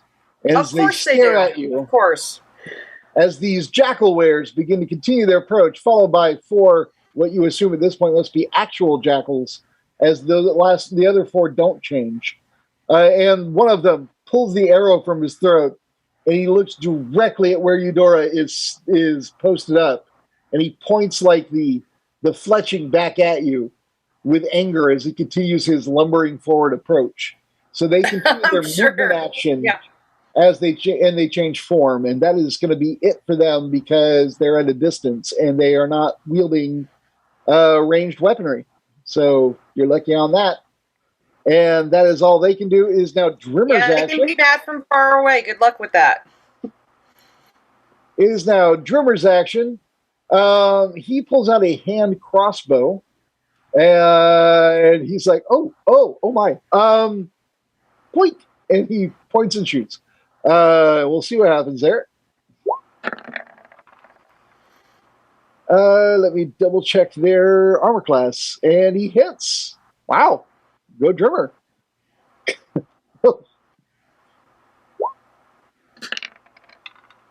All right, +2 is 5 points of damage.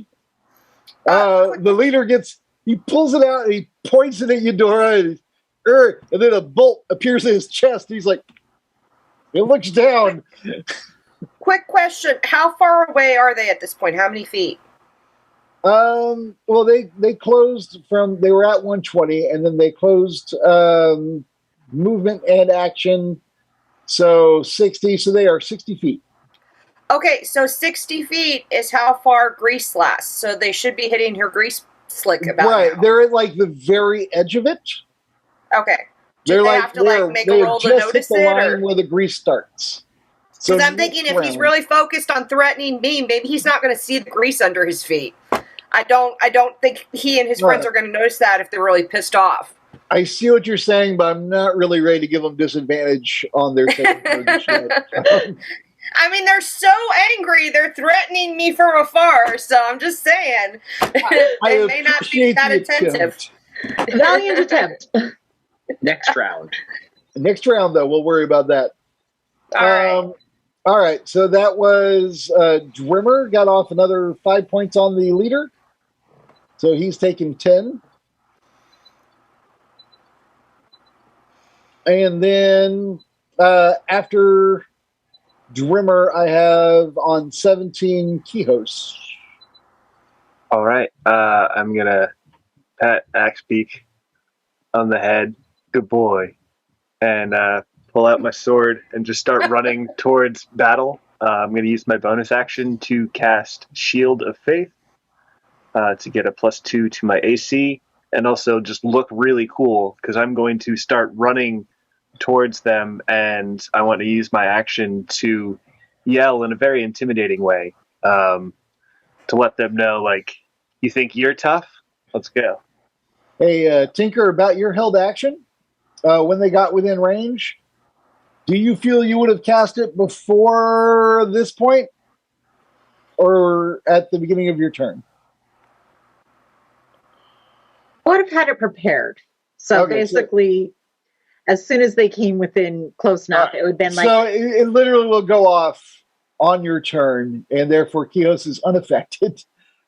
You know, although had he made his saving throw, he would have looked even more cool as he just slid towards battle. And they're like, why aren't his legs moving? Well, I imagined that he was with the animals, that he was a bit behind the rest of the group, so he had to catch up. And I'm not using my action to dash, so... Well, the animals pulled the carts to where they are. Right, and I imagine that everyone else is standing a bit further away, and he's like kind of behind, and he's like kind of running up. So he's not running out to meet them, but just standing in front of the group, shimmering and yelling and ready to hit things. All right. That's great. You have your Shield of Faith up. You look impressive and sparkly. And as the shimmering field appears and surrounds yourself, giving you a +2 bonus to your AC. And then next, after Kijos, on 16, I have Melina down and Dell. Dell, you can go first because you're more important because you're a real person. All right. Well, this is where I transform into that archer shape, and I start off with missing with an arrow, I assume. Yeah, you land that very imposing arrow as what I assume is a warning shot to let them know that death is coming. Good. Then in that case, I'll follow it up with a guiding bolt at the leader. And because they didn't immediately react, they get shot.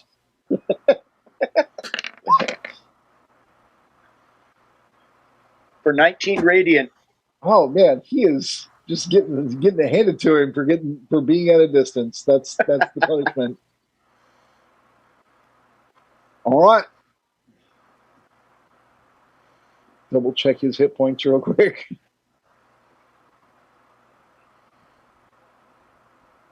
All right, and with that, you land a bolt in front of him, and he stops and hesitates and looks away from Eudora up at this starry form, just in time to see this ray of radiant star or solar energy smash into him and just begin to burn him away. And he falls to the ground smoking, and he stops moving,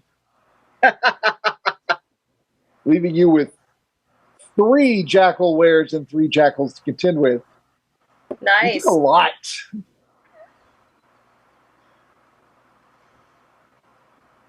All right. And then, see, after you is Melina. And her target just stopped moving. But you know what? I'm going to let Melina do the thing that I feel not enough people do. She's going to worry that sometimes unconscious people come back during combat. You know what? That's fair in this world. That is fair. She doesn't need advantage because magic missiles never miss. Double tap.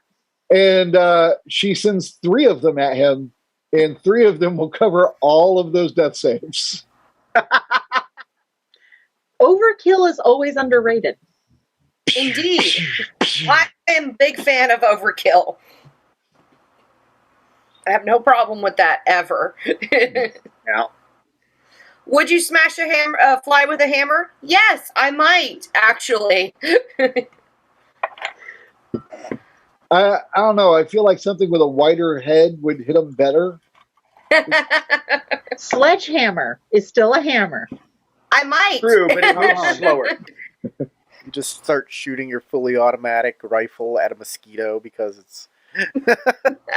In my household, we actually have a gun for hunting bugs. It is called the Bug Assault Rifle, and it shoots I love that. assaults. That is freaking awesome. It's actually effective. It looks like 12 is the next on my list, unless I've forgotten somebody. And on 12 is Tink.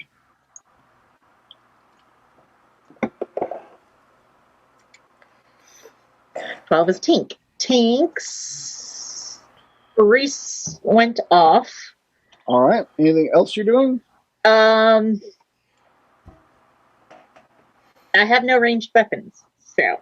All right. You can still move or bonus action if you have anything else to do. I don't.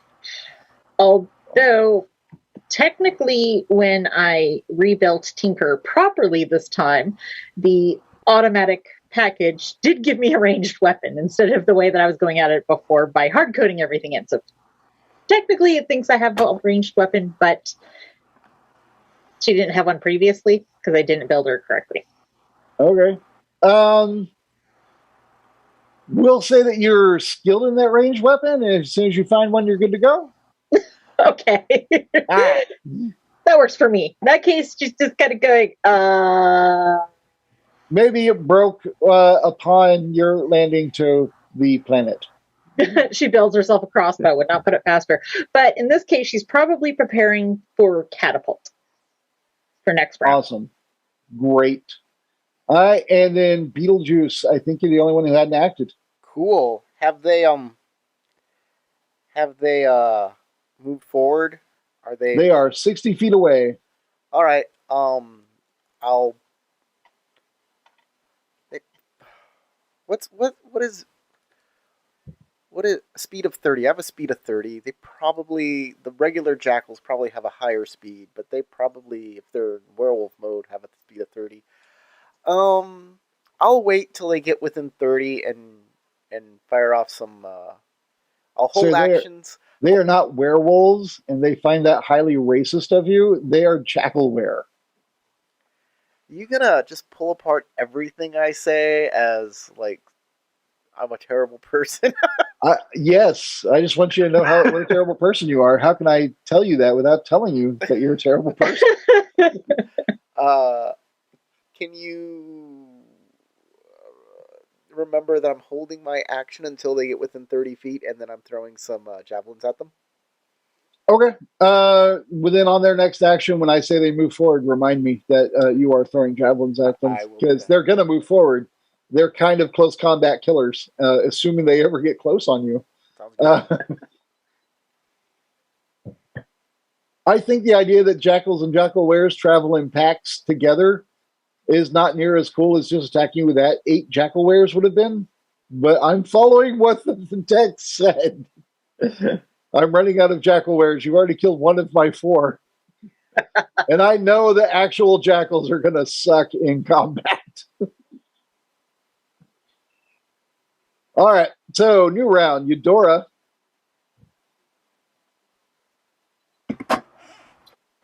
I'm going to aim for the leader again with my longbow. He's dead. He's as dead as dead we killed him already? You know? Who's left? Yeah, you made a whole big deal about the double tap and how much you liked it. Oh, okay. I didn't realize that was the same dude. Okay. Fair enough. They all kind of look alike. See, everybody's racist. It's not just you, Corey. You're all terrible people. They're gonna call me speciesist in a minute. It's all the fur, and they're big, and they don't have wings. So, all right. What do we have left right now? Tinker hates the furry community. That's what I heard.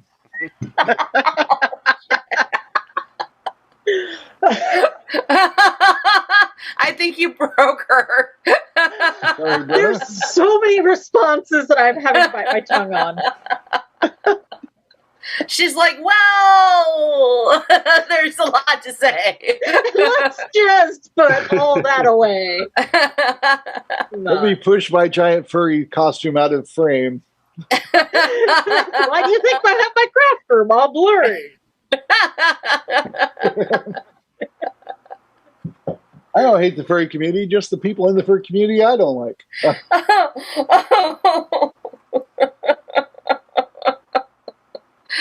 Okay, so who's left? There are 3 more jackalware that are untouched, as well as 3 or 4 jackals that are also untouched. I'll just aim for the one closest to me. All right, jackalware. Where? Jackalware as in humanoid in jackal form, like werewolf jackal, or actual the first one. Jackal? Yes. Okay. One of the bigger, more threatening things. Yes, exactly. The more scary one. All right, so 20. Barely hits. No, absolutely no problem. You hit him. And does that hit? Yes. All right, and that's going to be 7 piercing. Owie. I'm going to have a talk with the people that write these books and decide on challenge ratings. I feel like it's not going the way I'd like it to go. Last time it was Instead, too much. you'll send a land shark to eat me. You say that. He's like, last time I almost murdered everyone, but this time I wanted to see some bloodshed before everyone died. You say that. I'm just going to say he did almost eat you. And had I used all of his abilities every round, like if he had only bite and then dived every single round, making him impossible to attack, it would have been a TPK. But I decided immediately that maybe I should be a little lazier in his attacks, make him a more arrogant creature that assumes he would win. Speaking of which, after I shoot my arrow, you know me, I'm gonna duck down behind the rock. Right. Pounce up, go back down. Pounce up, go back down. I'm If it ain't Speedy broke, Gonzalez. fix That's my it. thing. All right. So you do that. And after you go, it is all of their turn, all of the jackals. And they have targets. There are people they're unhappy with. They don't know necessarily about either the grease or that they shouldn't step any closer, but they're gonna. So their first action for all of them is going to be to move 30 feet forward. Ramush has What held is the action. save on grease? I have a held Ramush action. has a held action. Yes. I know he does, but first I have to make my save. On Greece. I assume it's Dex. DC 13. All right, and I got to roll it 3 times and then 4 times. And 3. Wow, the jackalware are all over it. They slide forward, looking slightly puzzled, and then they just like immediately take a pose and swoosh forward. And then the dogs.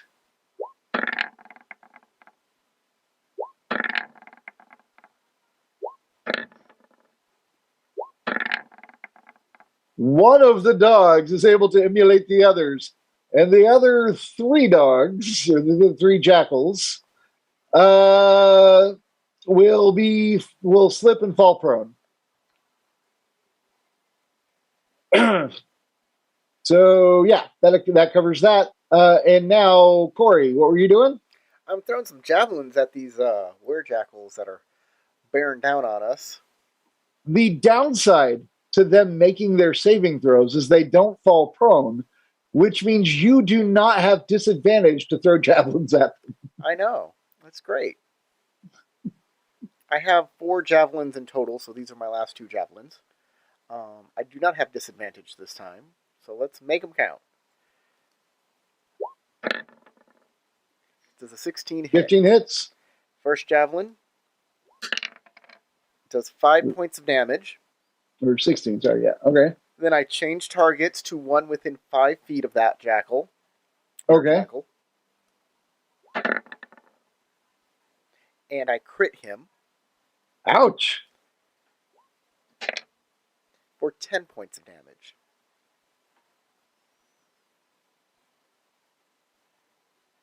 All right, so minus 10 on the next guy. And that's all 4 of my javelins. I've thrown them away.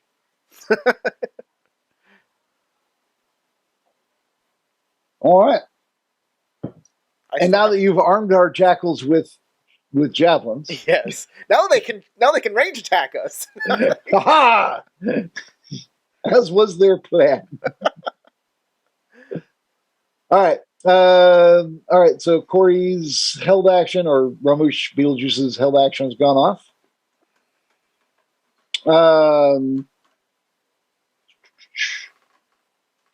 They all move closer. It was 60 feet. So in closing, they would still be unable to attack, unfortunately for them. Well, actually, 2 of them are now holding javelins. They can, instead of closing, throw javelins. Holding. So they will... Boom. I think that's only fair. Are they proficient in javelins? How dare they defend because they are themselves? simple weapons, and it says here I can use those. Oh, How dare they defend themselves? The nerve. I know, right? God, it's like they don't want to die. So yeah, it's a simple weapon. I can totally toss it at you. And I'm going to toss one at the guy who tosses javelin at me because why wouldn't I? We're just gonna exchange the javelin. We're playing a game of catch, the deadliest game of catch. just oh, oh,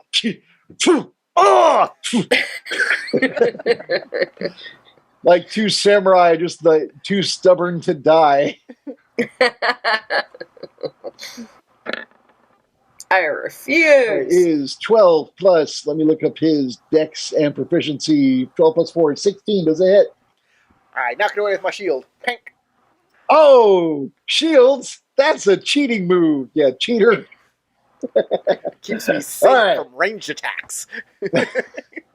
And the other javelin will go to.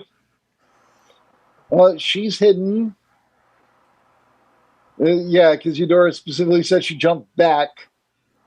They don't. I don't think they know that Tink cast the grease. I'm gonna go with the guy that looks like a pile of stars because that's intimidating AF. So I feel like I should throw a javelin at it.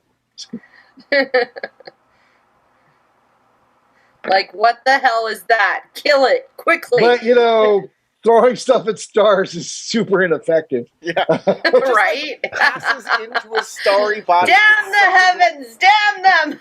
It just falls into a starry body and then into a black hole and it's gone forever.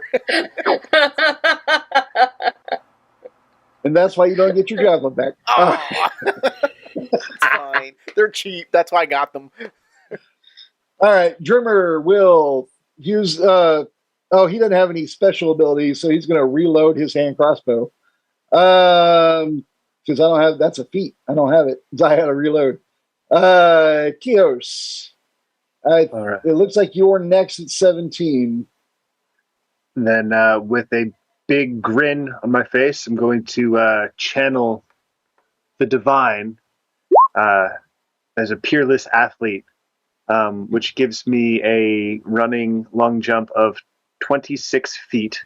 So I'm going to make a very heroic leap to close the gap and try to take off the head of the one that got critically hit with the javelin with my really big sword. But that's not going to do it because there's a little bit of grease there. Whoops. As you catch yourself and realize you missed, and you're like, but did I nail the landing? How does everyone else think this looked?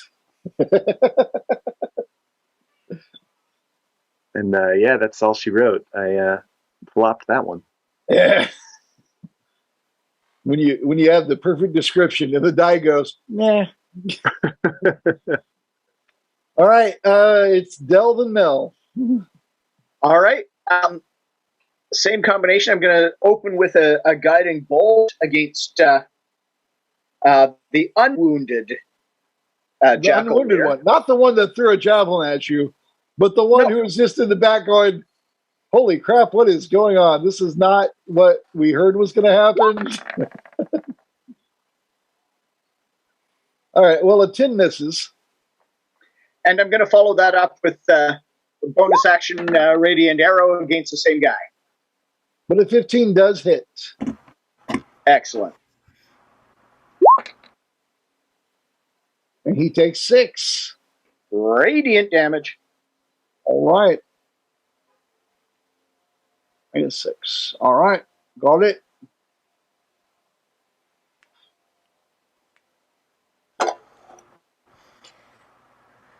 All right, do you have anything else you can do, Del?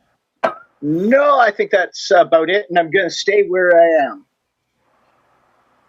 Because, as you said, intimidating AF. Melina's going to release 3 magic missiles on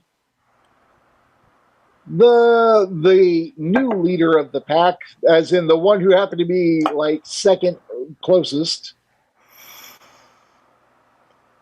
Oh, I don't have to roll for that. I just roll damage. I have to actually roll it this time. Slightly different when they aren't just laying there dying.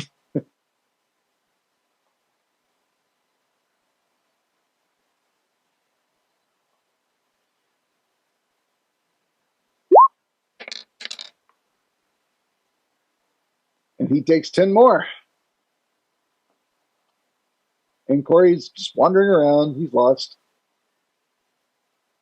My cat needs attention. All right. So, let's see. The after Melina is Tinker. Get him. Is casting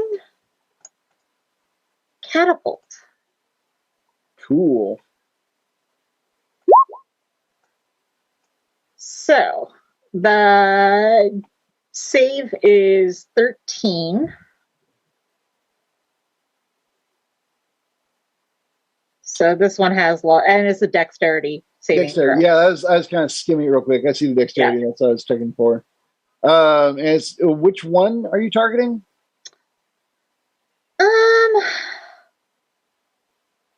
Pick a random one. There's the one that just got magic missiled. That's the closest. There is the one. Let's do the one that just got magic missiled. All right, cool. Yeah, cool. I usually go for and then rock. closest because I figure the closer they are, the more likely they are to attack us. So get them first. Yes. All right. Awesome. However, the way that I'm seeing it mechanically work is that since it's not a spell and she was setting up the catapult on her little widget to go off, it would have, I was thinking, it would have already kind of been set to go off. All right. Well, I make my save, but I take half, right? Let's make it. Yes. Take half. Cool. And it is 3d8. All right. Well, that's up to you to roll. So I think that you should. Is there a place on there for you to click and roll? Or, all right. Half of 14 to 7. Better than nothing. Actually, it's awesome. If you want, I'll let you do this descriptor on this one. Basically, it's really simple. You guys saw this last time, although with the Violette, it wasn't quite as effective. You know, a giant rock comes out of her little BB-8 kind of looking thing and goes, bing! It just goes. And the rock impacts you, and he's like reeling already from ash missiles, and he looks up, he's like, ah! I said, it was like pew, pew, pew, and then and he's gone. How between a rock and a sparkly place? Nice.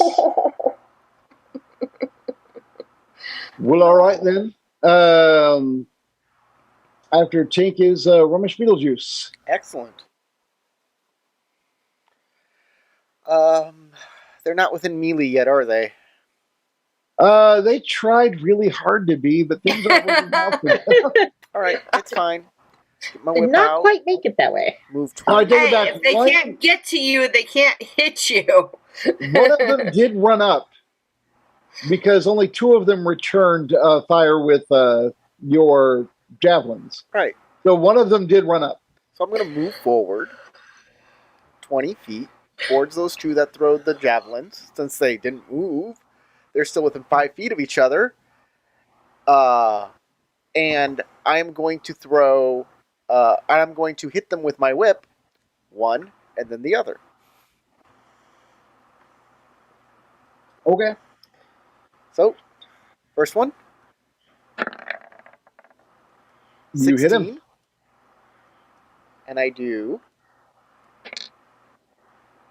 Oh, they're not still within 5 feet of each other. Well, they are, but I'm sorry, I should clarify. She just killed one. Oh.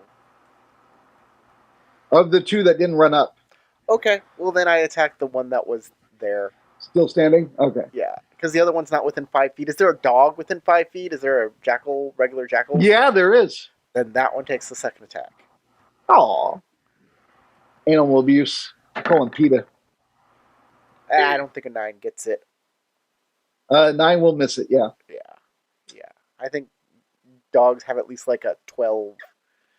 Yeah, they don't have negative armor classes. Yeah, their dex is not that bad. This would have gotten a zombie, though. It would have.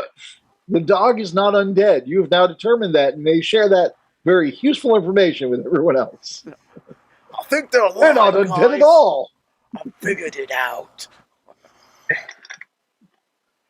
This puzzle All right. has been solved. Took you that long, did it? It's fine. I did damage. We're good.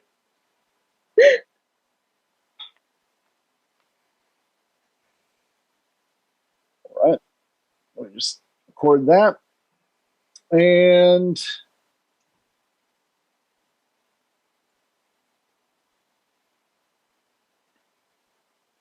yeah, I'm just double checking their damage, make sure everybody got the damage they deserve. Poor dog didn't get anything, but I need to make a note now because we are attacking dogs.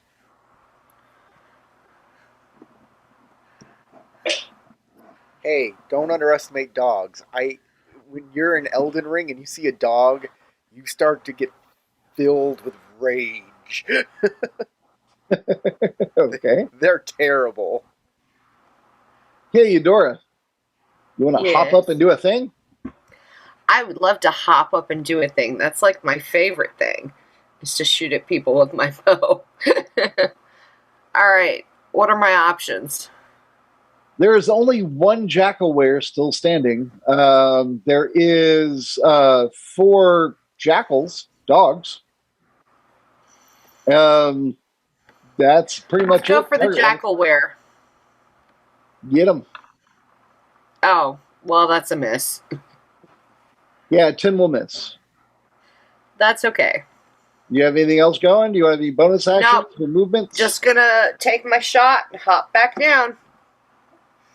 All right, then. And then after Eudora goes, it's bad guys. All right. So, I mean, when I say bad guys, I'm saying other people with different agendas. They're not necessarily bad, but they are mostly dead. Because y'all are mean. Let's see. All right. Oh, wait. It says here, unless I miscalculate, there are 2 jackals still standing. But You it doesn't matter. She missed miscalculated. either way. There are 2 jackalwares still standing. 2 of them, well, they can't attack her because she keeps jumping behind stuff. That's super annoying. And they are the type to see when things are not going their way. They speak in a language that sounds very canid, but is clearly a language. Like, and the other jackals seem to understand, and they will begin a retreat. One will run left, one will run right. They are not together. And then also on 20. Will I have a reaction to any of that? Just because I jumped to try to close the gap as they were clustered. Oh, that's right, you did. You moved up. I did too. Sure, I'll put you next to one of them. You can take a reaction slash at one of the jackals. I would like to bonk it. Bonk the heck out of me. With a 9, probably not. You do not. He, almost easily moves out of the way of the attack and continues talking as he turns to run. I get one of those as well, unless there was a discount. Oh, okay, sure, go ahead. Well, you know. They just almost like you are NPC bad guys attacking the heroes, and the heroes are just like, whatever, these zombies. Anyway, let's go ahead and move around. And they do their thing, and they all begin to split and run. And they all put 60 feet of distance with their move and their run. Actually, the dogs, 2 go with one group, and 2 go, well, groups are 1 jackal, 2 dogs, 1 jackal, 2 dogs going in either direction. The dogs, however, move at 90, whereas the jackalware are only moving at 60, because there's a downside to being a humanoid. In that apparently you get attacked first. That's the real downside. So that is what has happened. They are 60 feet away as we move on down to Drimmer, who is now locked, loaded, and goes, oh, well, looks like we won that. Should I shoot him? Yes. And he They're going to fires. come back. And in greater numbers. You said it quick enough that he will go ahead and take his shot. But it... Oh, well. They're fast ones, aren't they? Gerber doesn't feel like like an ego has been reduced at all. Like he's just happy that we have driven them off, and he knew you could down because with you are it. amazing adventurers that he has chosen to lead across this place. As we move on to Kios, they're 60 feet away. Do you want to run up? Do you have a ranged action? What are you doing? Let's see. I have.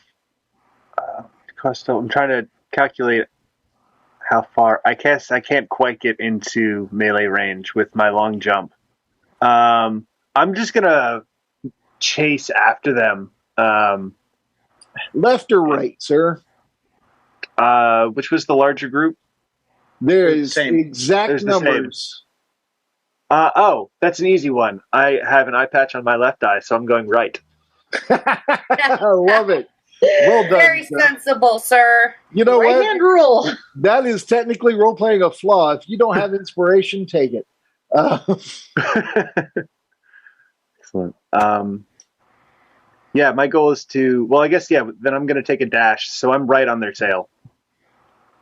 All right, you take the dash. You are literally right behind them. And then as we move on, after Kios is Del Starwind.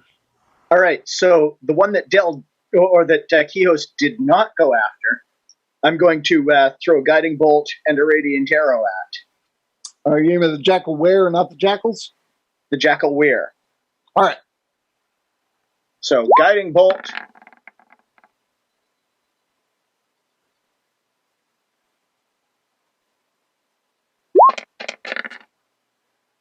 That'll hit. That's good amount of damage. Yeah. 18 It damage. is. Dang. Well, all And right, for the then. bonus action, the radiant arrow, which actually should technically be with advantage because guiding bolt gives advantage on the next attack. Well, hang on just a sec. It would give you advantage on the next attack if he's still alive. Okay, you did fair. 18 on a guy that had taken 14, and that exceeds his hit points. He is dead. You do not get advantage. Okay. But if I'll you'd like to blow up a dog, I'll concede. I was more worried about the jackal wares than the regular jackals. all right. Are you still attacking a regular jackal? No, Okay, then. Animals are innocent. no, it's not that. They're just not going to come back without the jackal wares. They're not. Not likely. You wouldn't think. But the jackal wares will come back when we're sleeping.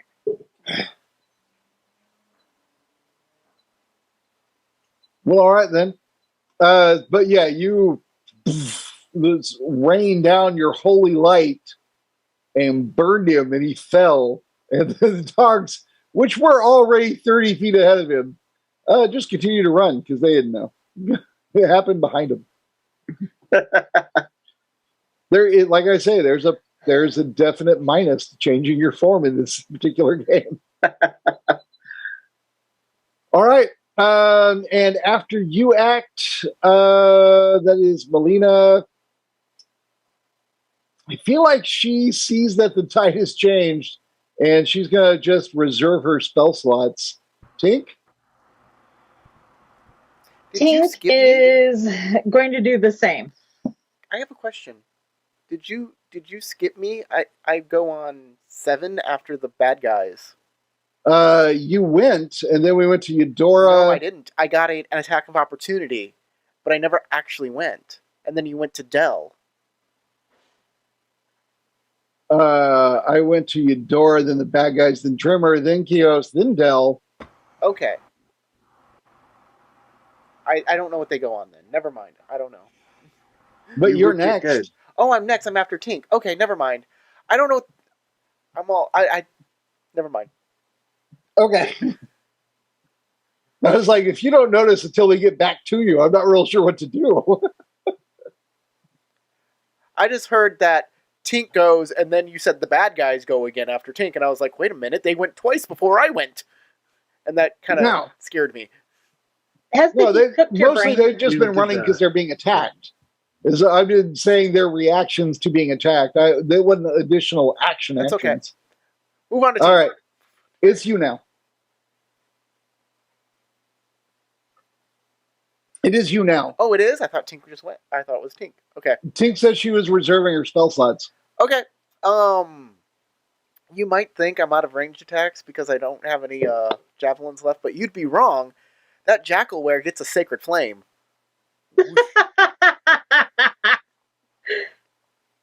Can the Sacred Flame hit at 60 feet? Yes, that is its maximum range. Perfect. Sacred Flame. I make a dex check. Is that it? You make a dex saving save. throw. Here. Oh, I have dueling style on. It'll take 4 points unless he makes a DC 12. I just missed that. So I take, what did you say? 4 points. 4 points of radiant damage. All right, cool. And I like that you have a dueling style thrown into your Sacred Flame. I forgot to turn it off. It's only 4 points. This is the idea of 2 Sacred Flames. I will also move 30 feet towards that enemy. Do you go the same direction that Kios went, or do you want to go the other direction? The way that Kios went towards the one that's still standing. Okay. And that's it. That's my action. Well, all right then, Eudora. You hop up, you look around. They are running for their lives. What you up to? You see that Quijos and Beetlejuice ran one direction. The other direction, nobody went. But you do see that it's the same. It is one Jackalware and 2 jackals running in either direction. But the one that's not... If we're pursuing them, then I guess I'll take off after the ones that are not being pursued with my dead. longbow. He's dead. Oh, right, yeah. Oh, okay. So is there anyone left to pursue, or just the ones that are already pursuing? The one that Beetlejuice and Kios are pursuing, you can go kill that guy. Exit left, pursued by a rabbit. And he's is he out of range of my longbow? No, nothing's ever out of the range of a longbow. I hate you longbow folks. Well, if he's still in range, then I'll just shoot at him. That's pretty easy. Yeah, longbows are ridiculous range-wise. Okay, well, that's my go-to weapon. And it's a good one. I'm not arguing. But... yeah. I guess he's running a little too fast for his life. Well, your friends are out there. You don't want to hit them. True. He's zigzagging. We'll say that's the reason. All right. And I assume you hop back to safety just because you want to never, ever be hit. 21. That is us. We will move and dash. Just run and run. Run. I think I should be able to hit one of them. You moved up to keep up, so yeah, I guess you can technically. Guard your reactions. I got a good jump too. 13. That hits. Okay. For 5 slashing. Wow, rolling that minimum damage. Yep. All right. Cool. Moving on. The dogs get further away and are pretty much gone for almost everybody except the longbow if she decides to target dogs. Drimmer. Oh, that's me. Duh. I was like, Drimmer. Who's Drimmer? Dang it. I hate it when that happens.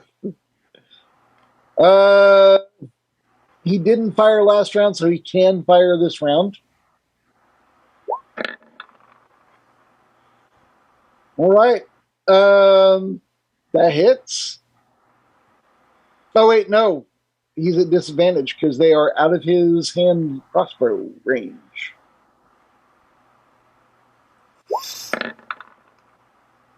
And he misses. Because hand crossbows are neat, but they are not the best at range. After Drummer Quijos, it's your actual turn. You wish to continue maintaining with this guy. Yeah, no, the hunt is on. So I'm gonna try to, but it's gonna be cat and mouse. Just if I just like keep dashing to reaction. If you maintain with him, you will get your reaction again. But I want to be a little more dramatic with it. And I want to go faster than him because I'm the best. I have to be number one. So I'm going to use my action to cast Jump. So that gives me, is it 26 times 3? A running jump of 78 feet.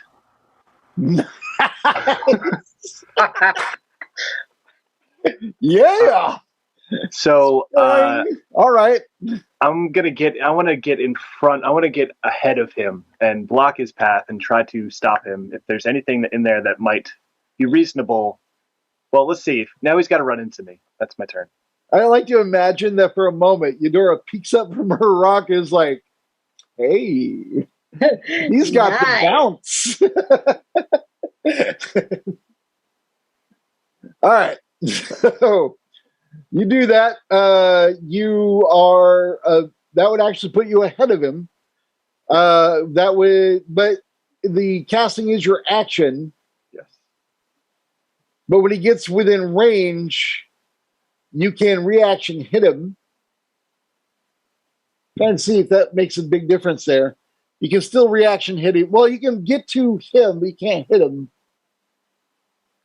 Unless you have a bonus action attack. Do you have bonus attack? I think the regular... I know that fighters, their bonus action only works to attack if they attack. Try to see if you actually get an extra attack in there or not. I don't have, unless I can do, an offhand, non-proficient attack for a bonus action, which I don't have anything for specifically. You can always actually do that, but it's following an attack action. Okay. Which you didn't make. You made a cast instead. The intention here is to, intimidate, as I've been running behind him, and just, okay. Land. You know what I will give you? What is are you skilled in intimidation? I am. What is your what do they call it? Your base intimidation, 10 plus your bonus. So 14. 14. All right. Then on his next action, I will make him roll against that before he can pass you. Cool. That make sense? Yeah. All right. Because you can't make an actual intimidate action, but what you are yourself intimidating. Your passive intimidating presence does exist. And that's how I'm going to rule that, because I like the idea of using passives to just indicate how you are at a base. Cool. Unless anyone disagrees with that, that's just how I think things should work. Because scary people be scary, yo. Well, and he just did this cool, awesome thing to increase his scariness, so that would definitely qualify to me. Speaking of cool, awesome things, what does the pile of stars do? Well, he's outside of my radiant arrow range, but you know what? I can burn one more spell slot for a guiding bolt. All right. I want these jackal wares dead. Genocide it is. Roll your damage. Damn. Okay, they started it. They were hunting us. Technically, you attacked them first. They were hunting us. They were hunting us for 2 days. None of you speak jackal. They started it. We will end it. All right. So he stops. He looks at this imposing figure of a gift paladin in front of him, and is like looks timid, like he's not sure what he should do next. When the stars strike him, Oh my god, we're monsters. all right, Melina. He's running for his life, and you struck him down like a god. Yes. This is like a freaking comet. And with that, I will release my starry form and turn back to normal Dell. Not that the Jackalware saw it. All right, so he's gone. The dogs continue to So run. violent. I think that's everybody. Melina's going to hold her spells because my bother, Tink, Everything? and Beetlejuice. Are you doing anything, or is this combat Yeah. officially over? He's dead? There are no more Jackalwares on my board. Right.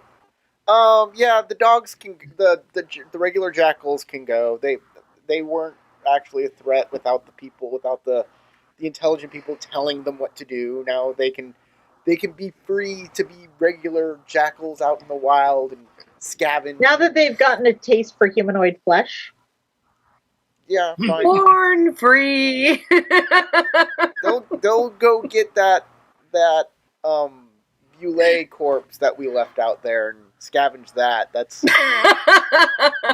That's what they I should really be love doing. the ego on Tinkerbell to assume that humanoid flesh is somehow better. We're a delicacy, damn it! Why aren't you I'm eating delicious. Long pork. You want to eat me? Me? Why not good I am enough the for your best palate? meat out there. Okay, just rubbing on the deodorant, spraying the perfumes. Come and get it, boys. Okay, you think that the deodorant exists in this world, or that any of us are wearing perfume in the middle of a desert? I'm over here bathing in barbecue sauce, and you are raising chickens. First of Is it any all, wonder I feel a yes. little jealous? I will say I put that on yes, my both special deodorant herbs and perfume exist. seasonings. I put in Lay down in a vanilla, bed of potatoes just for you. just a little vanilla behind each ear, so I smell like a cookie. It's all good. Have you seen my garnished nipple covers?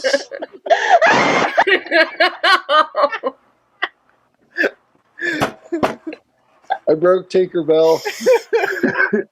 Bad. Tinker.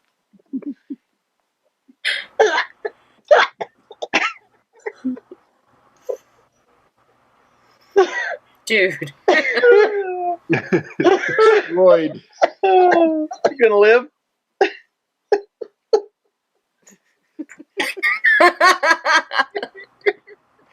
We're gonna kill her. We gotta stop. If she has asthma attack, I win. Oh, that is an inhaler. Oh my god. And also the middle finger. Good GMs don't kill their players, Howard. What the heck? I do Great normally only ones try to do. kill player characters. I've never actually killed a player yet. You can kill the character, don't kill the player. No, I like the players because they can make new characters. Are you okay? We'll Oh give my her a moment. goodness. I'll feel a little bad now. Okay. Oh my goodness.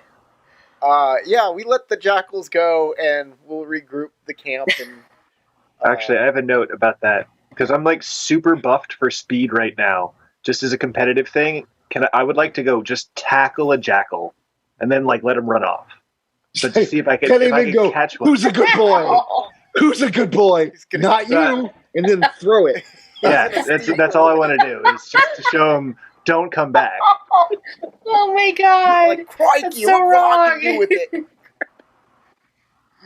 Because if they've got a speed of 90 feet, They're running at 90 feet a turn. Yeah. So, but yeah, you are exceeding that. but with my dash I can get 100. So, but only for a minute. So that's while everyone else regroups. He's going to go play with the dogs for As you're that Mario minute. jumping past them. Yeah. Cool. I just want to tackle a jackal. But you don't Mario thump them by like landing on them and watching them turn upside down and fall off the screen. Land on a butt first. Yeah. They turn I into love coins. Mario butt thumps. Coins pop out of them. That was his best move, man. Speaking of coins popping out of things, do these have loot? 1 coin pops out of each jackal. Point. Where? Do they turn back Somewhere. into their human form or jackal form, or what's going on with these corpses? All right, so the jackal wear, as you go to inspect them, as the other jackals have left, including the jackal that Quijos released after terrifying it soundly. All right, there are 3 jackalware bodies. 4. 4? There. Oh, that's right. There is 4. The other one's just way back there. Didn't get near as close to the others. I actually forgot about the leader because y'all killed him before he got to do any cool stuff. He had stuff, you jerks. Now he's doing the cool stuff. Is Die he and drop loot. That's cool for you guys. It's not as fun for me. Yeah, I mean, that's what murder hobos do. We kill everyone and then we loot the bodies. I mean, Pirates, hello. yeah, we're pirates. What do you expect? All right. We're gonna loot all the bodies. The We jackal looted bears, the they had. First, let me double check the what it says here before I tell you what they had, and then I read the description and go, "Oh, they should have had this." Yeah, they don't look like they carry much. It doesn't say they carry anything. All right. So the 3 that were not the leader each had a pouch on them, and their pouches had a mix of coinage that each added up to 16 gold on the first, 1 gold on the second, but just to be a jerk, it was actually 100 copper. That's actually a jerk move, yeah. Yep, I told you I was being a jerk. And the other one had 12 gold on it. And the fourth one didn't have But any? to reverse the first one, it was actually just 12 coins. So, Now, the last one, the leader, oh, he also had gold. He had 9. In addition, all of them had, if you're interested, they had leather pouches. That's what they kept their gold in. They also had pouches they kept carry-on in, which I'm assuming you don't want. It's their equivalent of travel rations. crickets. But all of it looks a little horrifying. You don't really want to stick any of it in your mouth. Unless you do, in which case that con saves on you. But the leader also had a weapon that he never actually got close enough to use. What's the weapon? The weapon is what you see is attached to his belt is a weird pouch. As you reach into it and inspect it, I don't know which of you would have gotten there first. If you want to roll off or just decide amongst yourselves, it's up to you. Who actually searched the leader first? I would go choose the leader first. Sure. Do you want to argue it? I will, Right, yes. Eudora. As you pull it out, it is you see, it looks kind of like the joint of a bone sticking out of the pouch. And as you pull it out, that is the handle of almost like vertebrae that are hanging off of this bone. And that's obviously not how any animal is arranged. You're not sure what this thing is, but they are aligned, and there is like a weird glimmer of energy that keeps them in line. You can make an arcane check or arcana check. Okay. to Sure, I'm try gonna and do figure out that. what this is, unless you have identify or a better spell to augment I the do skill. not, so I will make an Arcana check. Oh yeah. 13. Whatever is making this weapon works is magic. And with a 13, Oh, in my bag. You will have to fight me for a it. magic item. That's all you know. And I want it. It's mine. Fight me for it. I'm a pirate. I will fight you. I say as you put a big skeletal weapon in your bag, I say, you keeping a cursed item there? Hey, divide up the rest of the loot however you want. I'm keeping this. Yeah, the rest of the loot doesn't equal the price of that. I'm sorry. So, you're gonna, like, not have loot for the next 5 bad guys, right? That's how this works? For you. We'll see. We'll see like, when we find out what this thing is worth. obviously evil item that you want to hoard. Are we with some, like, real evil bloke here? Is that what you're saying? Tell it you just what, sounded like an Beetle guy. obviously evil thing. Do we want it? I mean, if you're Exactly, saying this is what I'm saying. Drimmer is like Perhaps. passing. Perhaps. I want to use it to protect the lot of you. But you know what? If you're worried about the monetary value, I'm more than happy to get it appraised. I'm actually wondering, first off, why you want to hoard the magical items from everybody else, 1. 2, why you want this one item, especially since it looks like an evil person would want to use it. Hey, So, I'm the fighter. It looks like a good weapon. I want to see what it can do. 1, you if sound it can greedy. kill bad guys. 1, you sound greedy, and 2, you sound like you want things made of evil things, which both make me think that maybe you might be turning a little evil. And that's not good for the rest of us. All right, I'll make you a bargain. We'll go get it appraised, and I'll pay out whatever it's worth on a money scale. If they say that it's going to harm my soul, then we'll see about ditching it. But if it's a weapon I can use to defend you guys, that's good, right? If it's harming your soul, would it, like, mess with your mind to make you want to keep it no matter what? Or if it's cursed, you won't want to. You won't be able to. Is there anything else in the bag that weird weapon was in? No, that was like a kind of like a sheath. Basically, it was a special like they sewed together a leather compartment just for how that thing falls and goes into. Okay. Fair is fair. I'll pay you what you think I owe you. We'll get it appraised. Not trying to steal anything from my comrades. Cursed weapon, but I'm gonna keep my eye on you. And if you start doing even more evil things, fair enough. You're my friends. I would never harm you. We'll put you in irons, because we ain't gonna kill you. Right. We'll keep you down, but we'll watch.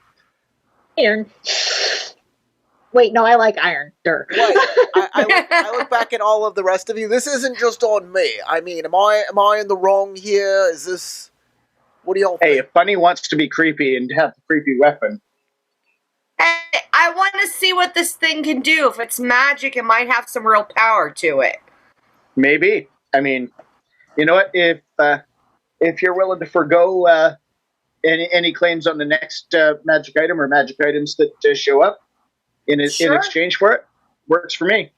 Like I said, we'll figure out the money and I'll pay you all your share. Fair is fair.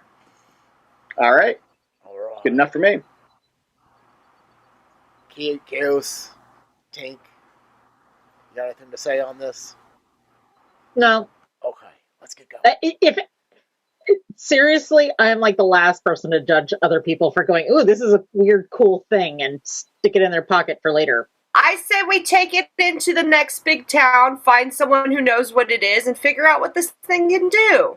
Del, you want to take this gold that the other creatures have and put it in some sort of bank so we can use it for, like, repairs? Sure.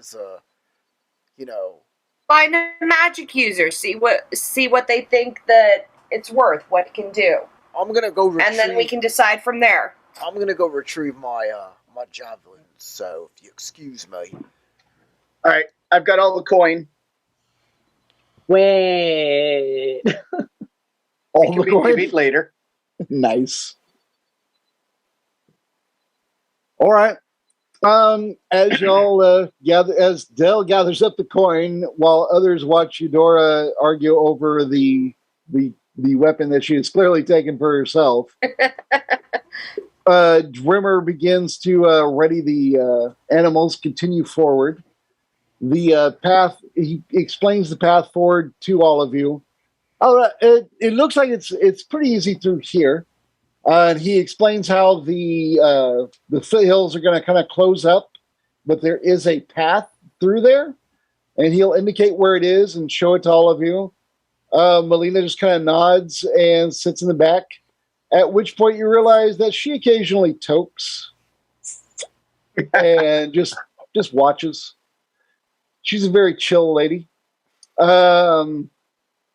She seems unconcerned with the gathering of treasure from some dog people.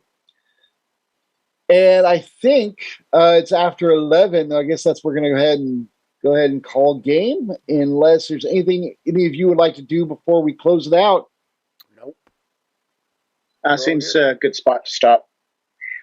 Yeah. How about this? Instead of us moving on, because we had also stopped to have our lunch and to water the animals and stuff. Why don't we call this short rest period after the battle the stopping point, and then we can continue after a short rest next All right, week. if y'all want to spend your hit dice to regain any hit points that were spent, but I don't remember any of you getting. I don't think we took a hit, I don't but think you know, any of us did. Mm-mm. Yeah, We tried distance to. sucks. I've noticed. It does. Why do you think I'm so big on ranged weapons? I want to hit you and not let you hit me back.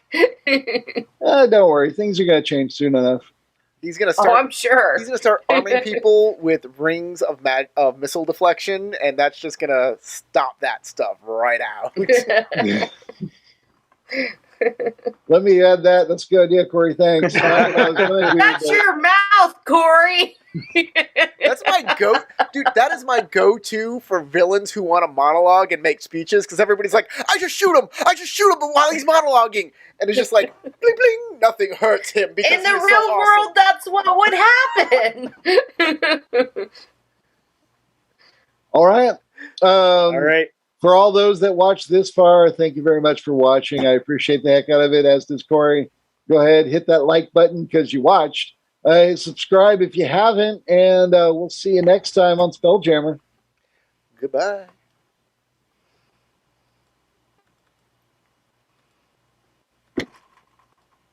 What's going on? My end